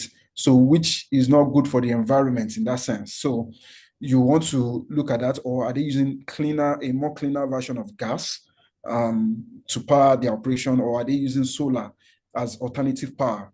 That's where energy mix comes into play, right? We discussed that. I remember I mentioned that during the value chain analysis, inbound logistic process. I said process or production. That's inbound logistic. Then you produce or you process the raw material. In that process stage, two key things are the focus, right? Power. How do they source their power, and the machineries, right? How frequently do they have to downtime, all of those things. So environmental factor here, when it comes to the carbon footprint, is very, very important. Like, you want to ask them questions like that. How conscious are they about their carbon footprints in terms of the machines they use, and do they do things that would help to release oxygen into the society, like planting. So things like that you want to understand. For instance, if you have a company that maybe one of their key raw material is firewood, right? That's a key concern when it comes to environmental factor, right? Because yeah, you would have to be cutting down trees, which is not good, right? From that sense. So you want to understand what's their business sustainability model, like what are they looking at as an alternative? Or is it that they are planting as they are felling down trees? Is it that they have a program where they are planting new trees, where they are trying to plant new trees? That would help you understand how positive they've been able to manage that. Social factor, I've already spoken to that. Understanding latest trend or the social trends, such that the firm's product can be able to satisfy the need of the social or the demography that they are looking to target. The governance, I've talked about that. You want to look at how diversified the board is, the board experience, number one. You want to look at the experience of the board of the company. Do they even have a board? You have some companies that don't even have a board. So do they have a board? What's the experience of the board like? The ownership, how much, what's the skin in the game that the boards have, right? Is it a board that have zero skin in the game, right? That is, they don't own shares in the company, which can be a concern because they might not have the company's interest at heart, right? But if they have the skin in the game, then they might better have the company interest at heart. Then there's also the diversification. How diversified is the board? Most times we look at it from female and male components, but in today's world, the gender definition now is elaborating globally. But for Nigerian space, because in Nigeria the gender class is just female and male. So again, we want to look at the board composition for a Nigerian market, like within that class. That's how diversified is it? Is it just a board just filled with male individual men, or is it a board that is well balanced as a composition of women and men? Also, so there are so many ways to to analyze the governance structure of a company. Also, you want to look at the level. Do they have independent member? Like, you have some boards that they don't have any independent member. Independent member in the sense that they are independent of the company. They can bring they can be more objective, right? They can be more objective in their approach. So they bring one of the best views into board decisions, right? Then there's also the non-executive, those that are not involved in the in the day-to-day operation of the business. So you want to look at the diversification of all these board from those perspectives. I don't know if that answers your question. So ESG covers in terms of PESTEL, but governance is missing. So you can extend your own PESTEL to PEST PESG or something. So all these are just acronyms to help you make better understand the company and the industry where they operate. Okay. So yeah, life cycle. You want to understand for every business, chemical and allied paints, allied products. I keep saying allied paints. Sorry, chemical and allied products is a business that has been operating, right? It has been operating for quite a while. So you want to know where they belong within the life cycle of life cycle analysis, right? In life cycle analysis, there is the embryonic space. So the embryonic space is like phase, is like the phase where the business is being bettered, like newly. That's when you do registration and just starting out the business. You have an idea now, you're starting the business. So it's slow growth. You're just starting out, right? Then there's the growth phase. You move on to the growth phase. Then you move on to the shakeout phase. That is, you're starting to witness intense competition. Now, this under two in industry analysis, and also for business analysis is a good tool for industry and business analysis. This particular tool, you can use it for industry and business analysis, right? In the sense that for industry, you want to know today, this industry, where is it now? Fintech, where is it now? Is it in embryo? Is it in growth? Is it in the paint industry in Nigeria? Is it in embryo? Is it in growth? Is it in checkout? Is it in mature? You want to understand where they currently stand. Because where they currently stand would also inform a lot of things that you're going to do in your financial model, right? Your projection.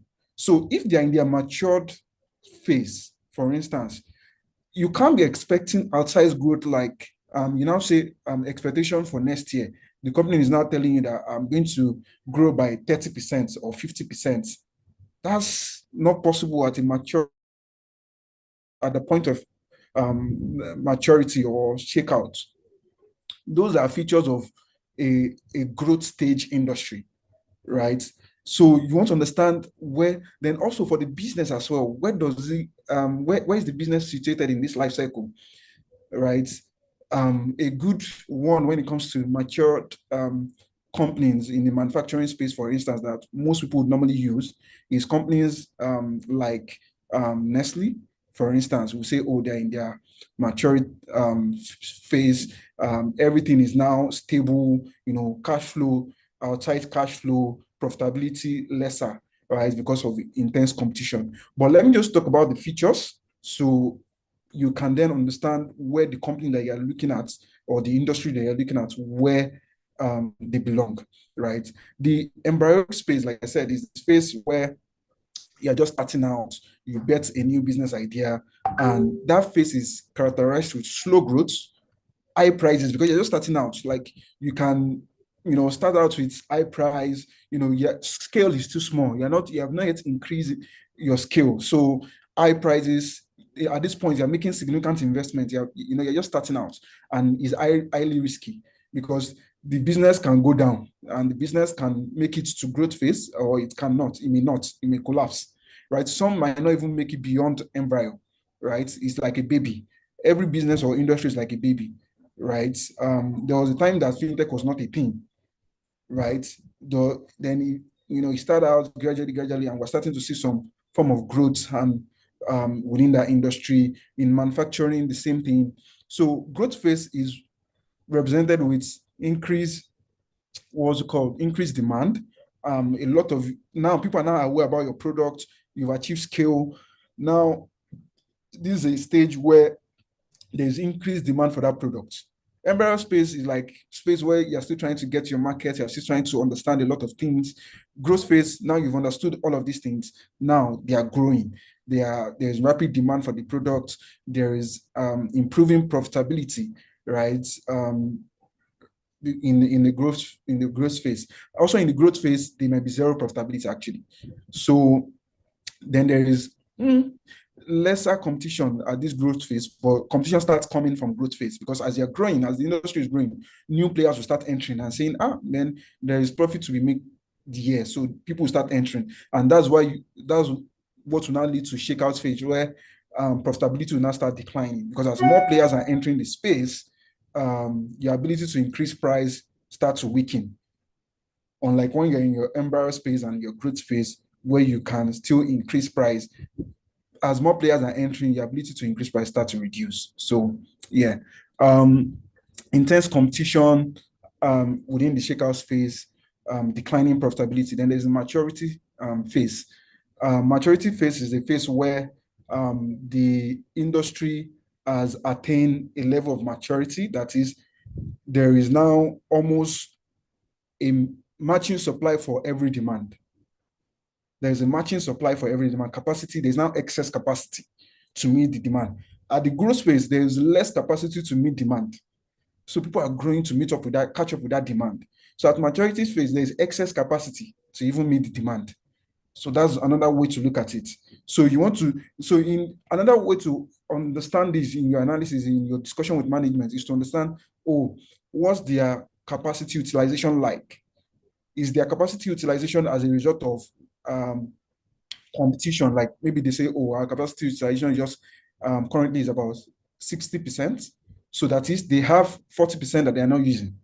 So why? You want to understand why are they not using the 40%? So a company can have, say, capacity to produce 100,000 metric tons of products, but what they are just doing is 50,000.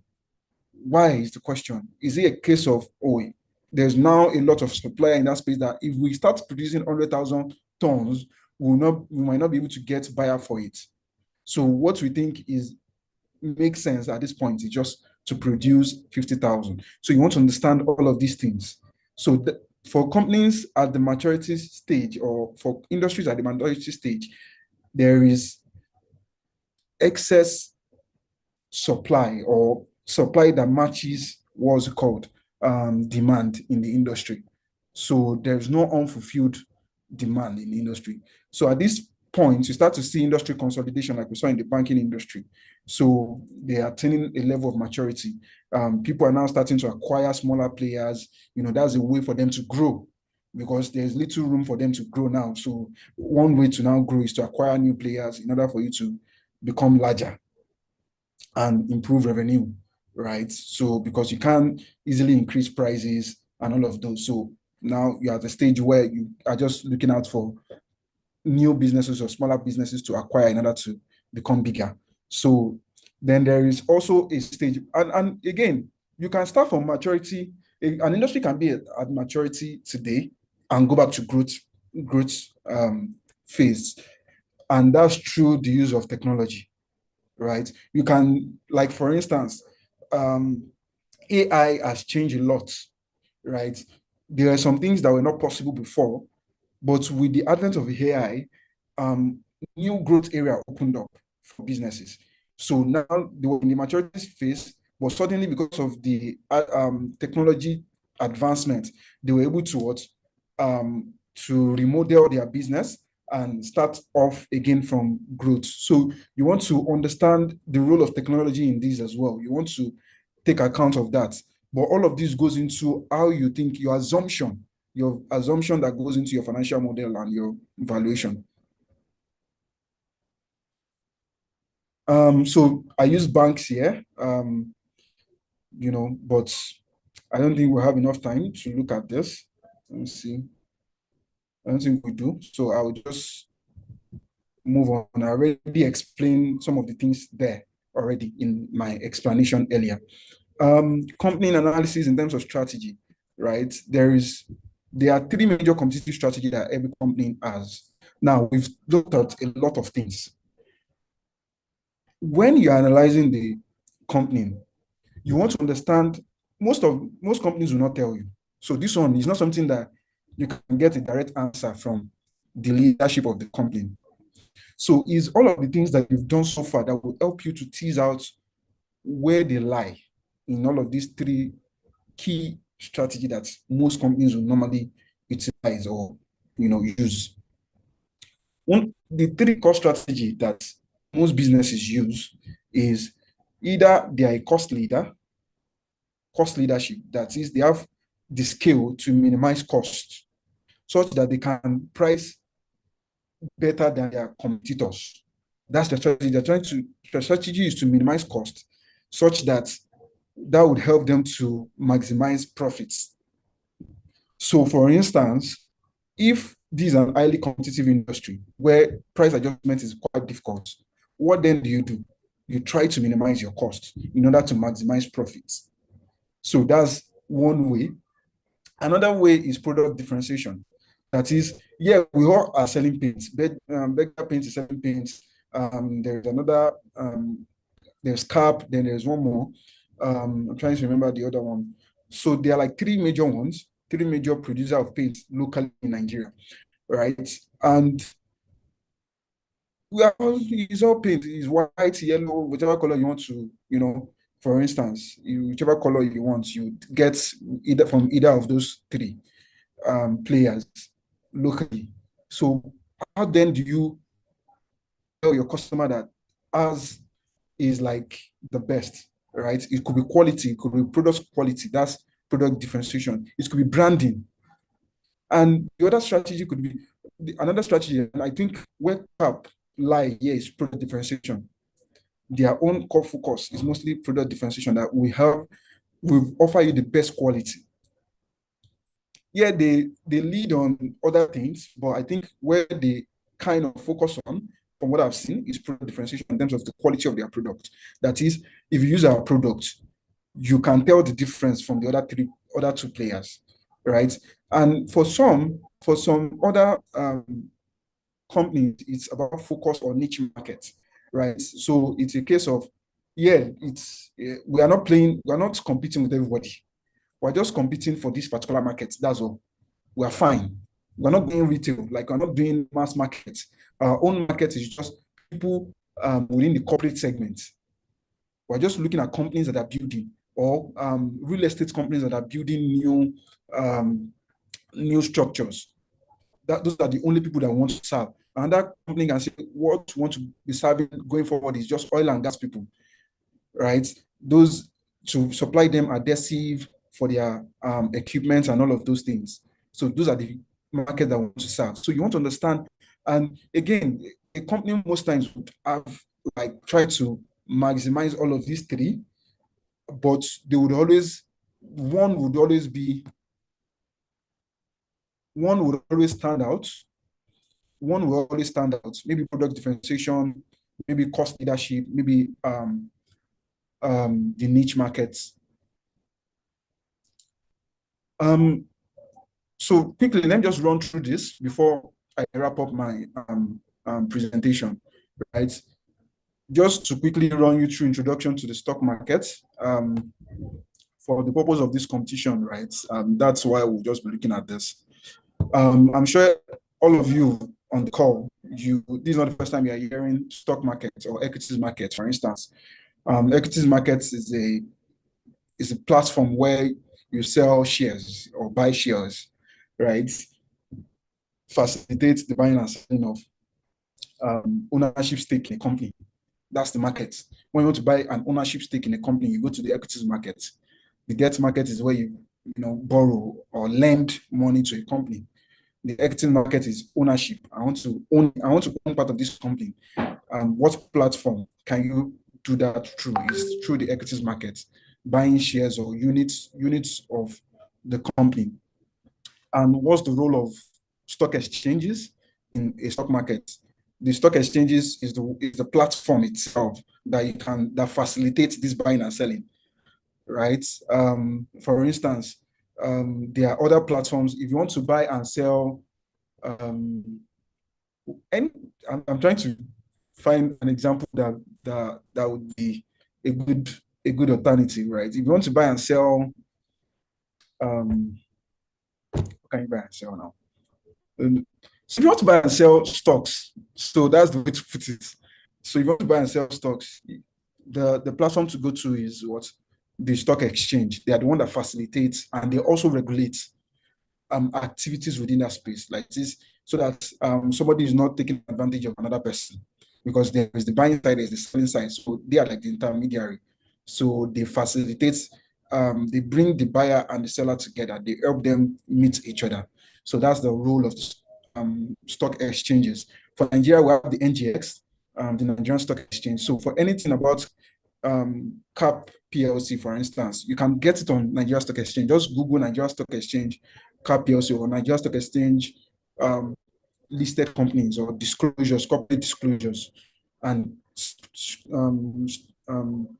filter for CAP PLC. Then you see all that you need to know about CAP PLC on the Nigeria Stock Exchange. So basically, then there's also to talk about the concept of market capitalization and the importance of that. Market capitalization is simply the market value of the company. Like, how does the market value the company? So what's the market value given to the company? That's the market capitalization of the company. So it gives you a sense of how the market value the company, right? Is total market value of the company's outstanding shares. That is simply the multiplication of the current market price of the company times the outstanding shares. I'm going to look at what outstanding shares is. Outstanding shares is simply the shares that the company have issued. Outstanding is one that they've issued. There's authorized share and there's the issued shares, right? So the outstanding shares is more like the issued shares that the company have. That is the shares that they've issued to the public or to shareholders, not necessarily to the public anyway. So we'll see why it is not necessarily to the public when we get to free floats. So market cap is simply the market price multiplied. The market price, you can get it on NGX for cap, for instance, you can get it on NGX, multiplied by the outstanding shares, that is the issued shares. You can also get it on, you can get the issued shares on NGX, you can get it on their financial statements.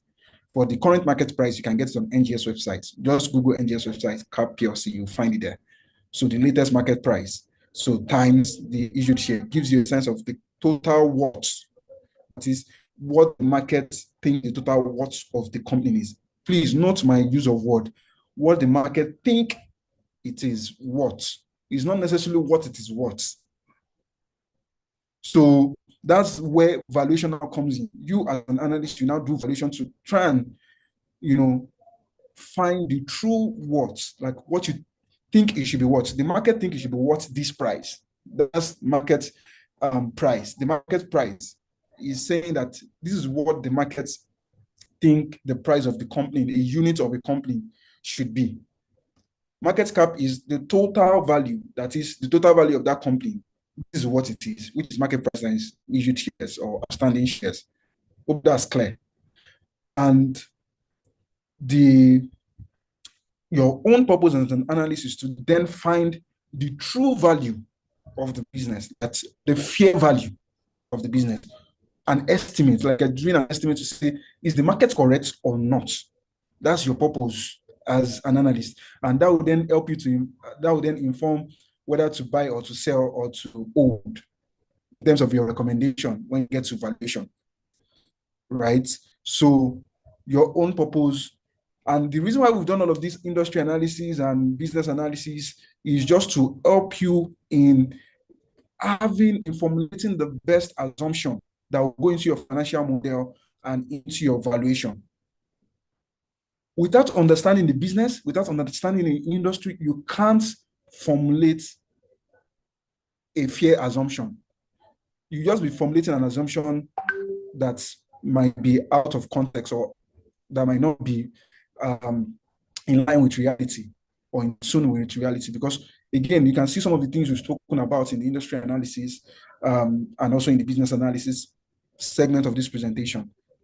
So it gives you an understanding of the business such that you can then develop new assumption. Now that you understand the business, you understand the outlook for the industry and where the industry lies, that will then help you to formulate the best form of assumption around the business. Importance of market capitalization gives you I've already talked about this, the company size. It tells you what's the worth of the company. Is it very big? Is it a very small company? Is it a mid-sized company? You have some companies that are small capitalized, mid cap, large cap, that is big companies, large cap, medium, mid cap, small companies, small caps. that is their capitalization. And how do you tell which one is small, which one is mid, which one is large? So there is the NGX, is the platform where all the shares trade, right? As I've said that earlier. All shares listed in Nigeria, for instance, they trade on NGX, for instance, publicly for public transactions. They trade on the Nigerian Stock Exchange, which is the NGX. The NGX has a capitalization, which is the sum total of all the capitalization, the total of all the capitalization of the stocks listed on the NGX. So that is the market capitalization for the NGX, the platform. So CAP has its own market capitalization. Dangote Cement has its own market capitalization. Another institution has its own market capitalization. So number, there are over 160 something or 80 something companies listed. All of them have their market capitalization, which is a function of their price and their outstanding shares. So by the time you sum total everything, it gives you a sense of the total market capitalization of the exchange. So by the time you take each of the companies as a ratio of the total market capitalization of the NGX. So it gives you a sense. Is it, for instance, you can do that for Dangote Cement. Is it Dangote Cement's market capitalization is 20 trillion. I'm giving an example, 20 trillion naira. And the total market capitalization, this is an hypothetical example. That's not the accurate number. Please don't quote me anywhere. So Dangote's called CAP PLC, let me use CAP PLC in this case. CAP PLC market capitalization is, say, 100 million naira, 100 million naira. Don't quote me anywhere, or 100 billion naira, 100 billion naira. Let me use 100 billion naira. Now, 100 billion naira. Now, the market capitalization of the exchange itself is about 40 or 58 trillion. So by the time you do 100 billion divided by 58 trillion naira, it tells you, oh, this CAP PLC only accounts for 0.1% or 0.001% of the total market cap of this exchange. So it's not large cap in that sense. It's not a very big component of the market capitalization of that exchange. So most times that kind of ratio is 0.01 would fall under small cap. Mid cap maybe 2%, mid cap, then large cap maybe anything above 5% of, depending on the exchange they are looking at. So you want to know, is it small cap, is it mid cap, is it large cap? And also the concept of capitalization also is important in the sense that it tells you the amount of liquidity that you can put into the business. So let me give you an example. If what you have as a company, as an investor, you are the analyst now, you are the one, you are trying to develop a thesis for investing in CAP PLC. So if your thesis says buy CAP, right, and the size, the amount available to you to invest is 1 trillion. Somebody gave you 1 trillion, right? And you can't invest all the 1 trillion in CAP because, for instance, CAP valuation or market capitalization says what? So even though your own valuation says you should buy CAP because you think it's undervalued at that price, you cannot invest everything in CAP because CAP does not have the capacity to take 1 trillion. So that's another use for this, right? So you have to take that into consideration. That can I invest everything in this company? Does the company have the capacity to take the amount that I'm looking to invest? That's another use for market cap. And market cap is also is like a fair estimate, like a market estimate of the company, like I've said. So ticker symbols. One of the things that you're probably going to see in the material that will be shared with you is you see ticker symbol and you hear me say CAP, right? CAP is an acronym for Chemical and Allied Products, PLC, right? Tickers are the abbreviated unique symbols representing publicly traded companies. Just to put it simply to you, so because company name can be very long, some names can be Akpororo and WC and Co PLC. So that's a very long name. On the exchange, do is to find a simpler way and to call the name of that to just to identify that company. So there is always like maybe a 4-character or maximum 5-character kind of symbol abbreviation that we can use to identify the company, so that when you are talking or when you are discussing it, you don't have to be spelling the name of the company in full. It's just an abbreviation. Like every exchange have a ticker to represent a company. So Dangote Cement, for example, PLC is the ticker is DANGSEM.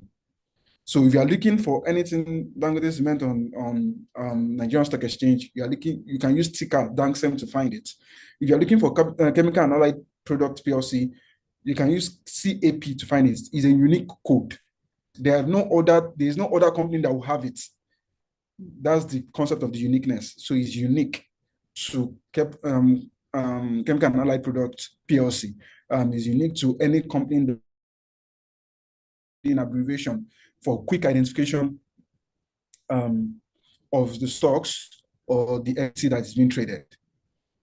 So it's very that is quite straightforward. It's just an abbreviation. Just know that, like the word we use for abbreviating, the technical word for abbreviating the name of the company or the company that's being traded is what ticker.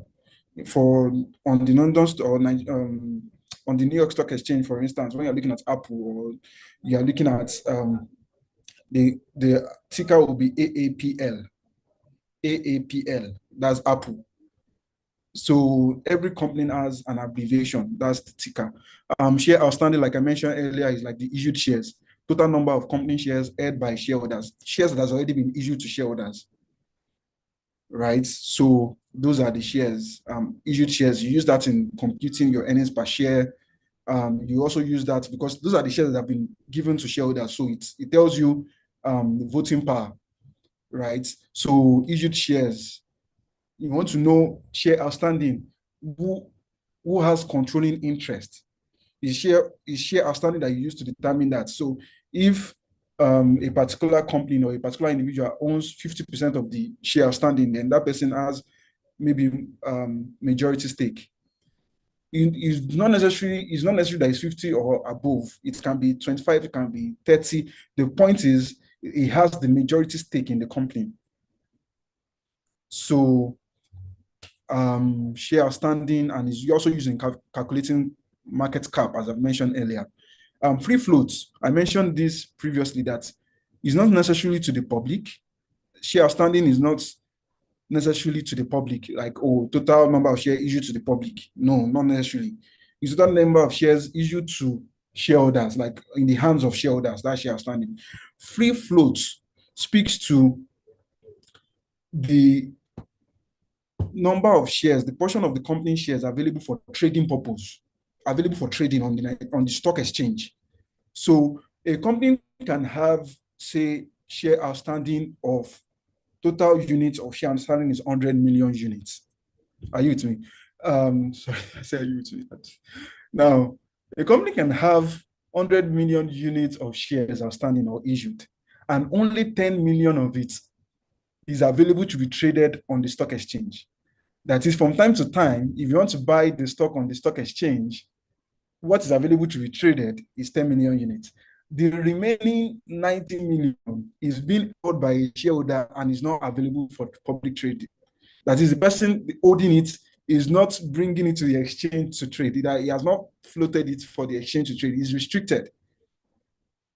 So most times you want to look at in determining you are not necessarily looking at the share outstanding alone. What you want to look at as an analyst is what's the portion of that share outstanding that is available to be traded, because that's what if you're saying buy, that's what you're buying. That's what is available for you to purchase. So you're looking at the free float of the company, and it gives you a sense of the liquidity.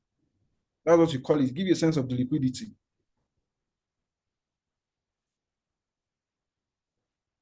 Okay, someone is asking, not exactly related, but please, what is the use of Refinity LSEG, and how can we make use of it in our research? Again, I think I've not used this platform before, pardon my, but I think what I understand they do is they are also like secondary research houses. So they do research on companies that are listed on the exchange. They also, collate data like from the exchange. But what I do advise analysts is go on the exchange yourself. Don't use these platforms, right? These platforms already do some of the work for you that you're supposed to be doing as an analyst. So go to the Nigerian Stock Exchange yourself, source for their financials, do all of these analysis that we're talking about. Try and, the Refinity and all of those S&P, Bloomberg, they've collated the data they are collecting the data from Nigeria Stock Exchange, and they are putting it in a more simpler format for you, and they are putting it in a more easy format for you to understand. It's good, right? But sometimes it's always best to go through the rigor of even finding where they got it from, right, on the exchange, such that going forward, you can continue to go source it yourself, right? But I'm not so familiar with Refinity and LSEG. Like I said, I just go directly to Nigerian Stock Exchange to get whatever data I need, or I go to the company website. So those are like my two sources, right? When I want to get the data on the company, I go to the company website or I go to Nigerian Stock Exchange if they are listed. So those are for listed companies. And in the case of CAP PLC, you can definitely go to Nigerian Stock Exchange. Just Google Nigerian Stock Exchange corporate disclosure and filter for chemical allied paints. You would allied products, you find it there, and you find all of these things that I'm talking about. You find their share outstanding, their free floats. I was talking about free floats. So free floats determines the liquidity of the stock, right? How liquid is the stock? Because that's what is available to be traded. So if what I mean by liquidity is how easy can you, if you have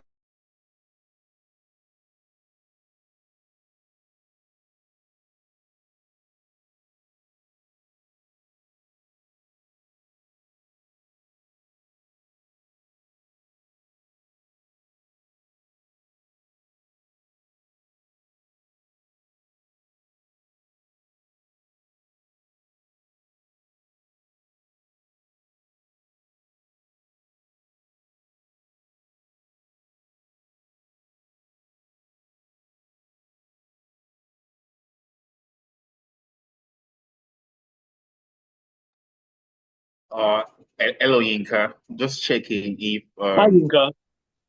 okay. Hi, Yinka. Good evening. Can you hear? Can you hear us? We can't hear you.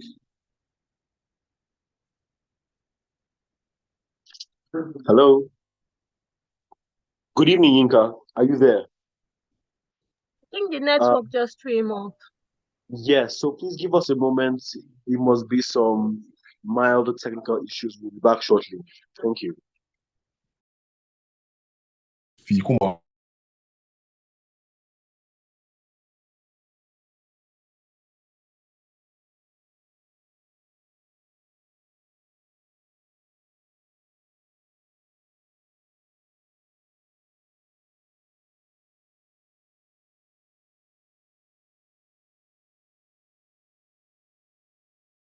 hello, can anyone hear me? Yes, we can hear you, Yes. Yinka. Welcome back. Apologies, internet dropped off. Just Yes. Yinka, can you hear us? If you can hear us, we can hear you too, and you can continue. So can you see my screen? Yes, we can. So yeah, so I was talking about free float, right? Free float is basically the liquidity, and I was giving a hypothetical example for you guys, right? When you're analyzing chemical and allied paints, right, you're not just looking at the share outstanding, the issued shares. You're also concerned about the free floats, because if they don't have a sizable free float, your ability to exit, now you've bought, is fine. You think that you've done your valuation, you think let's buy. You now say buy, fine. But by the time you now want to sell, maybe you've now made profit, it becomes difficult to sell because there's no liquidity on the stock. Because there's not a lot of, the free float is small. And what I'm giving I'll give an hypothetical example of what I mean by that. So a company has an outstanding share of like 1 million units, and only 10,000 units is listed on the exchange that is available to be traded on the exchange. The remaining 990,000 is in the hand of maybe two shareholders, and they are not bringing it to the exchange to trade. So those are restricted shares. They are not available to be traded, right? Those free floats, that free float of 10,000, if you are recommending a buy on that company, and you are saying, let's buy this company, and you want to buy, the number of units you want to buy is 9,000 units. You've almost bought the whole outstanding units or the whole free float of the company. That is what is available to be traded on the exchange. By the time you are now willing to sell, it might be difficult for you to find someone to buy. But if, for example, look at that same example, 100,000 units is the share outstanding. You have 90,000, 90% of it is free floats that is available to be traded on the exchange. Now, if you bought 10,000 units, because 100,000 units, 90 available to be traded, and if you recommend buying 10,000, that's 1 out of 9. That is, you have a 1 out of 9 chance of finding someone to buy in the market, right? So liquidity is better on a stock with higher free floats. That's the way to interpret free floats. Free floats, you can look at it from a percentage, is majorly looked at on a percentage basis, right? Not is if you look at the units. So what percentage of the share outstanding is available to be traded on the exchange? So once you've understood that maybe it's 25% is available to be traded on the exchange of their share outstanding, or 30% or 90%, we have some stocks that are 90% of it is available to traded on the exchange, 90% of their share outstanding available. So that means that liquidity on that stock should be better. Liquidity on that stock, that is entry and exit, should be better. And the position also, as an analyst, you have to take that into consideration before determining the size that you want to enter. So, because price tells you, when you do your valuation, please, I think this is very important for you.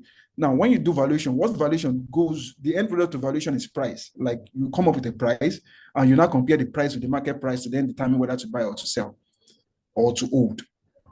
But free floats, where free floats comes is, it tells you, it helps you to gauge the units you should buy, because valuation does not tell you units to buy. If you do valuation, there's at no point in your valuation or modeling exercise that somebody is going to, any facilitator is going to teach you, oh, this is the amount of units you should be buying, right? But free float helps you or guides you in determining the units. And in determining the units, there are two things involved: the free floats of the company and the amount that you want to invest. Then there are other, that one goes into portfolio management now. So that's beyond the scope of this. But for the purpose of this exercise, free floats, what you need it for is just understanding the liquidity of the business. So if it's more liquid, is a plus. If it's high, is a plus, or more liquid, is a plus. But if it is low, free float is low or less liquid, then that's a negative in terms of entering into the stock or recommending a buy even. Because now you recommend a buy, to exit becomes difficult because the free float is small. Hope that is clear.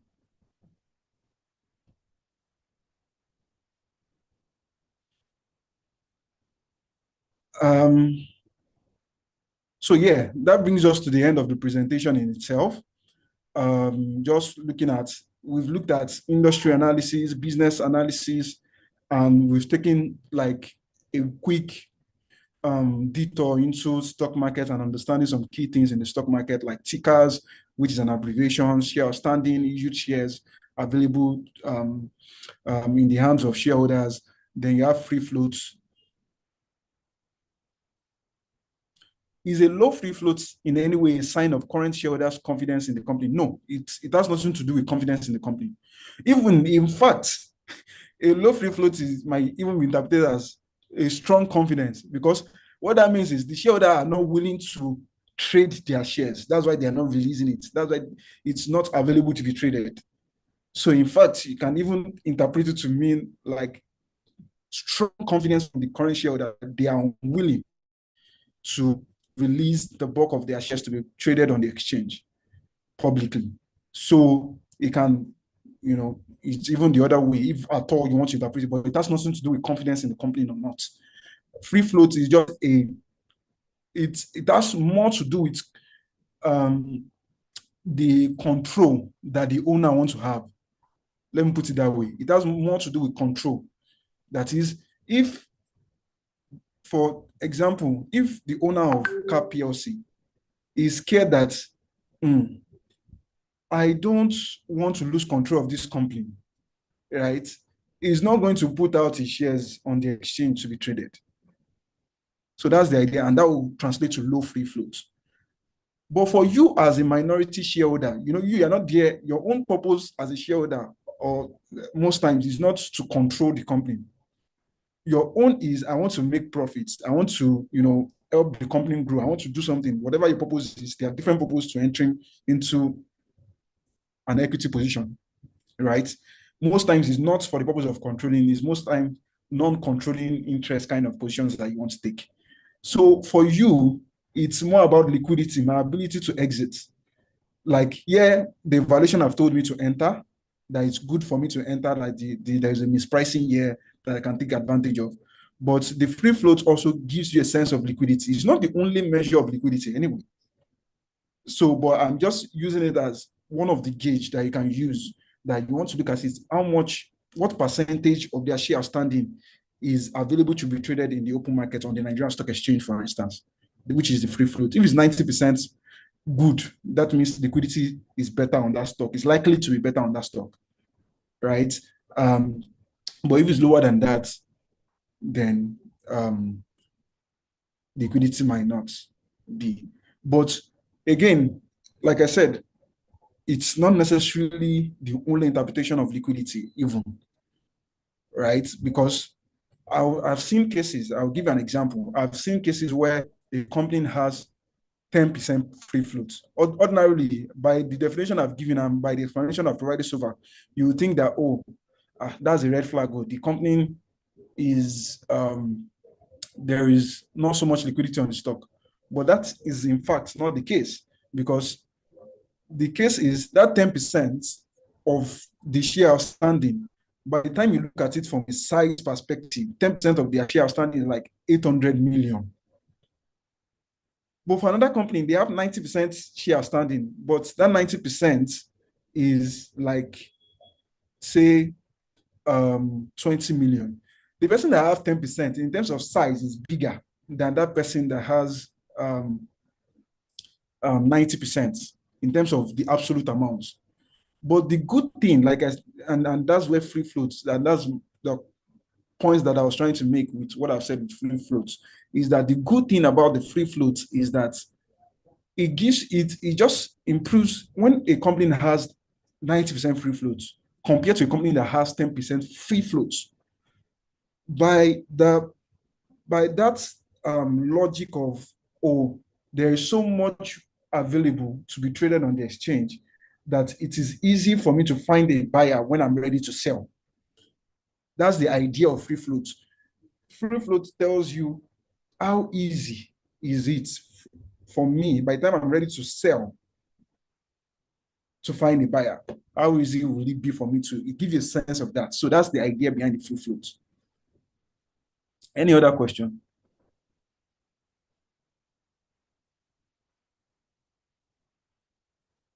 Any other question? So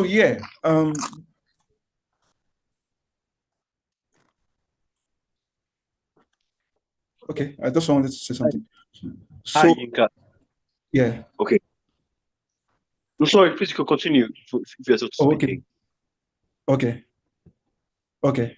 So basically there's a classwork, but I don't know how that is going to work anyway. Again, maybe I was not thinking about the structure of this class in this kind of setting, right? So, because I thought it was a class that I will be able to get much more feedback, right? Using the tools that we've learned so far, all right? I would like us to do like a,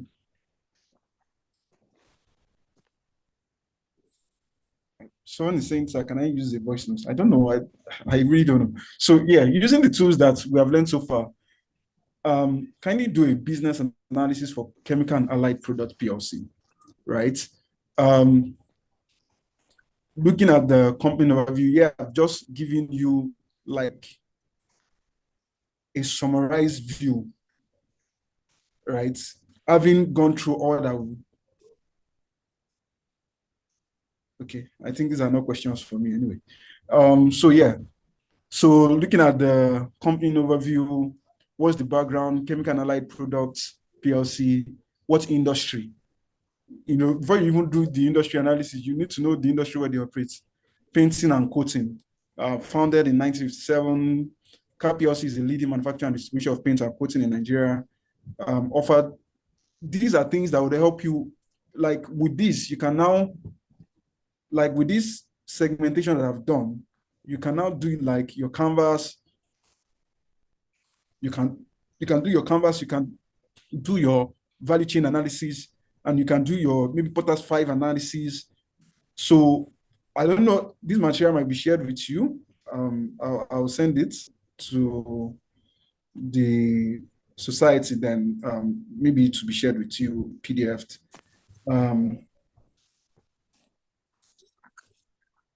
Okay, someone is asking, please, sir, I didn't really get the focus on niche market strategy. Please, can you explain again? So I spoke about 3 strategies, right? I spoke about the cost, leadership.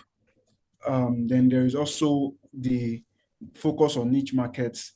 Now, the focus on niche markets, we already talked about that in the canvas anyway. But the focus on niche markets is saying that there are different strategies that a company, a business can adopt. One of the strategies that it can adopt is to adopt, rather than going for the whole market, we are going for the whole market. We want to target the whole market, compete on everything that is available to compete. We would rather carve out.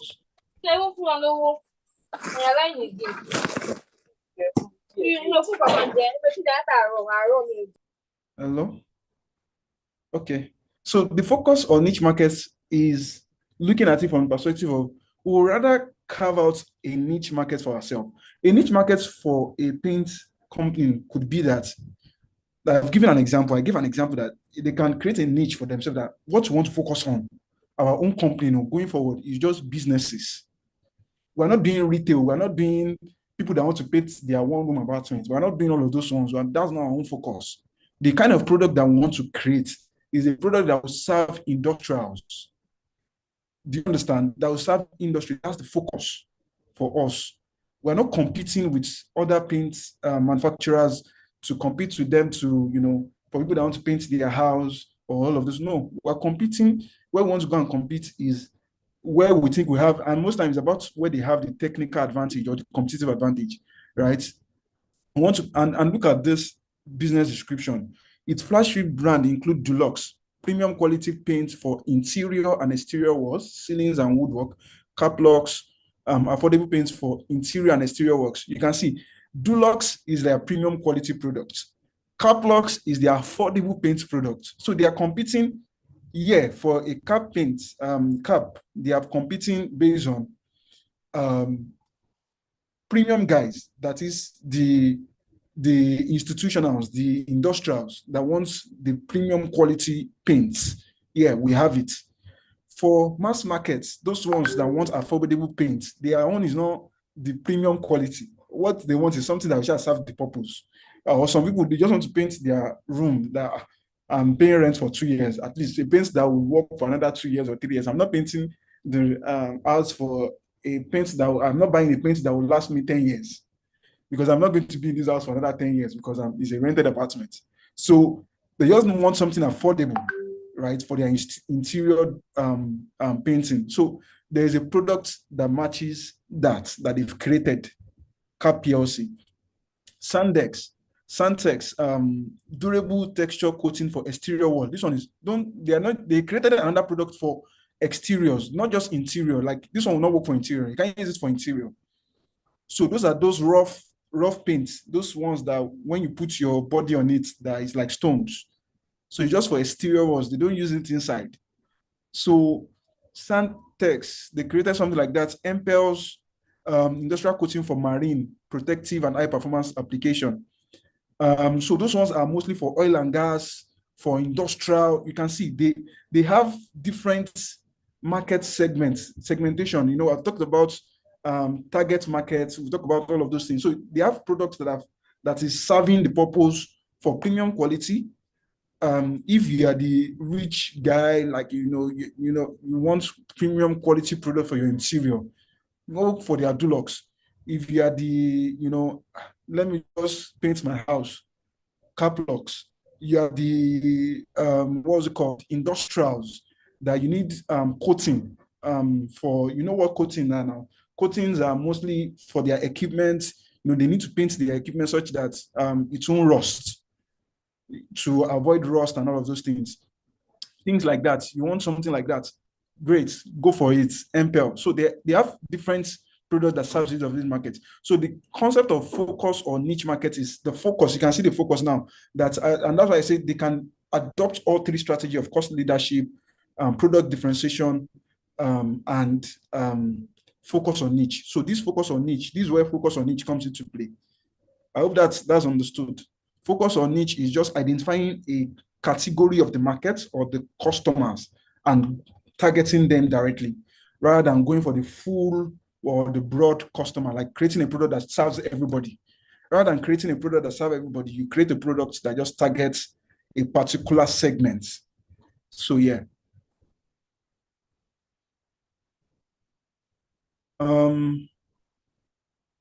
So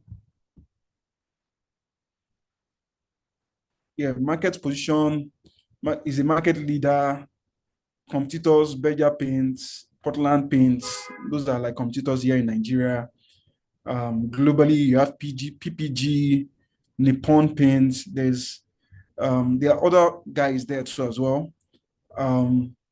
Key growth strategy, innovation, expansion, brand building, operational efficiency, sustainability. So outlook, what's the outlook for the industry? There are a lot of things that you need to look at. Is there growing demand? Because this will go into how you would value or the assumptions that you're going to make. Is there growing demand? Increasing urbanization will determine growing demand for paints. Are we seeing increasing urbanization? What's government policy, for instance? Government policy when it comes to pastel, is it that they are looking to build new companies, new projects? Because if they are building new projects and new companies, they will need paints now. If you want to build a new hospital, you paint it. If you want to build any new project that the government is doing, they need to paint it. So paint is essential. So what's government's plan in terms of infrastructure development and all of those? That's government policy as well. Strong brand reputation, diversified product portfolio. I already showed you how diversified their product portfolio is. They serve different, they've already look at different parts of the market, and they've created a product that can meet the needs of those markets. Business model Canva. I just did a business model Canva for this. We were supposed to do it, but because of the way the class is, I was supposed to tell you to do it. Then once you've done it, then we can now look at it together, right? But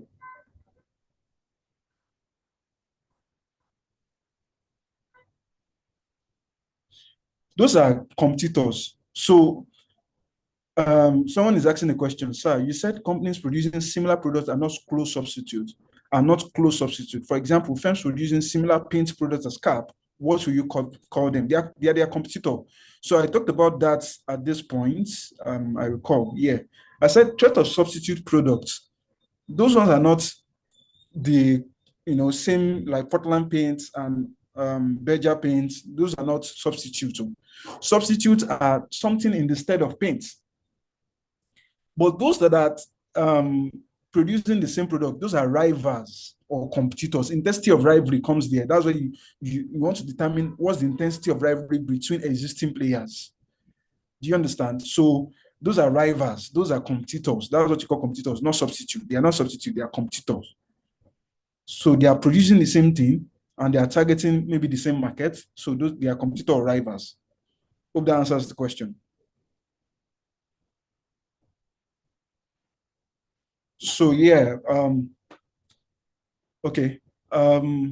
Here is just some of the things that I looked at: customer segment, paint and coating, adhesive industry, construction industry. If you are constructing, building, or whatever, you would have to paint. Oil and gas for coating, agriculture industry, chemicals that are needed for pest control, and all of those things are being produced. Retail and consumer goods industry as well, painting is needed. Channels of distribution, direct sales force, B2B or business to customer. What's the channel they use?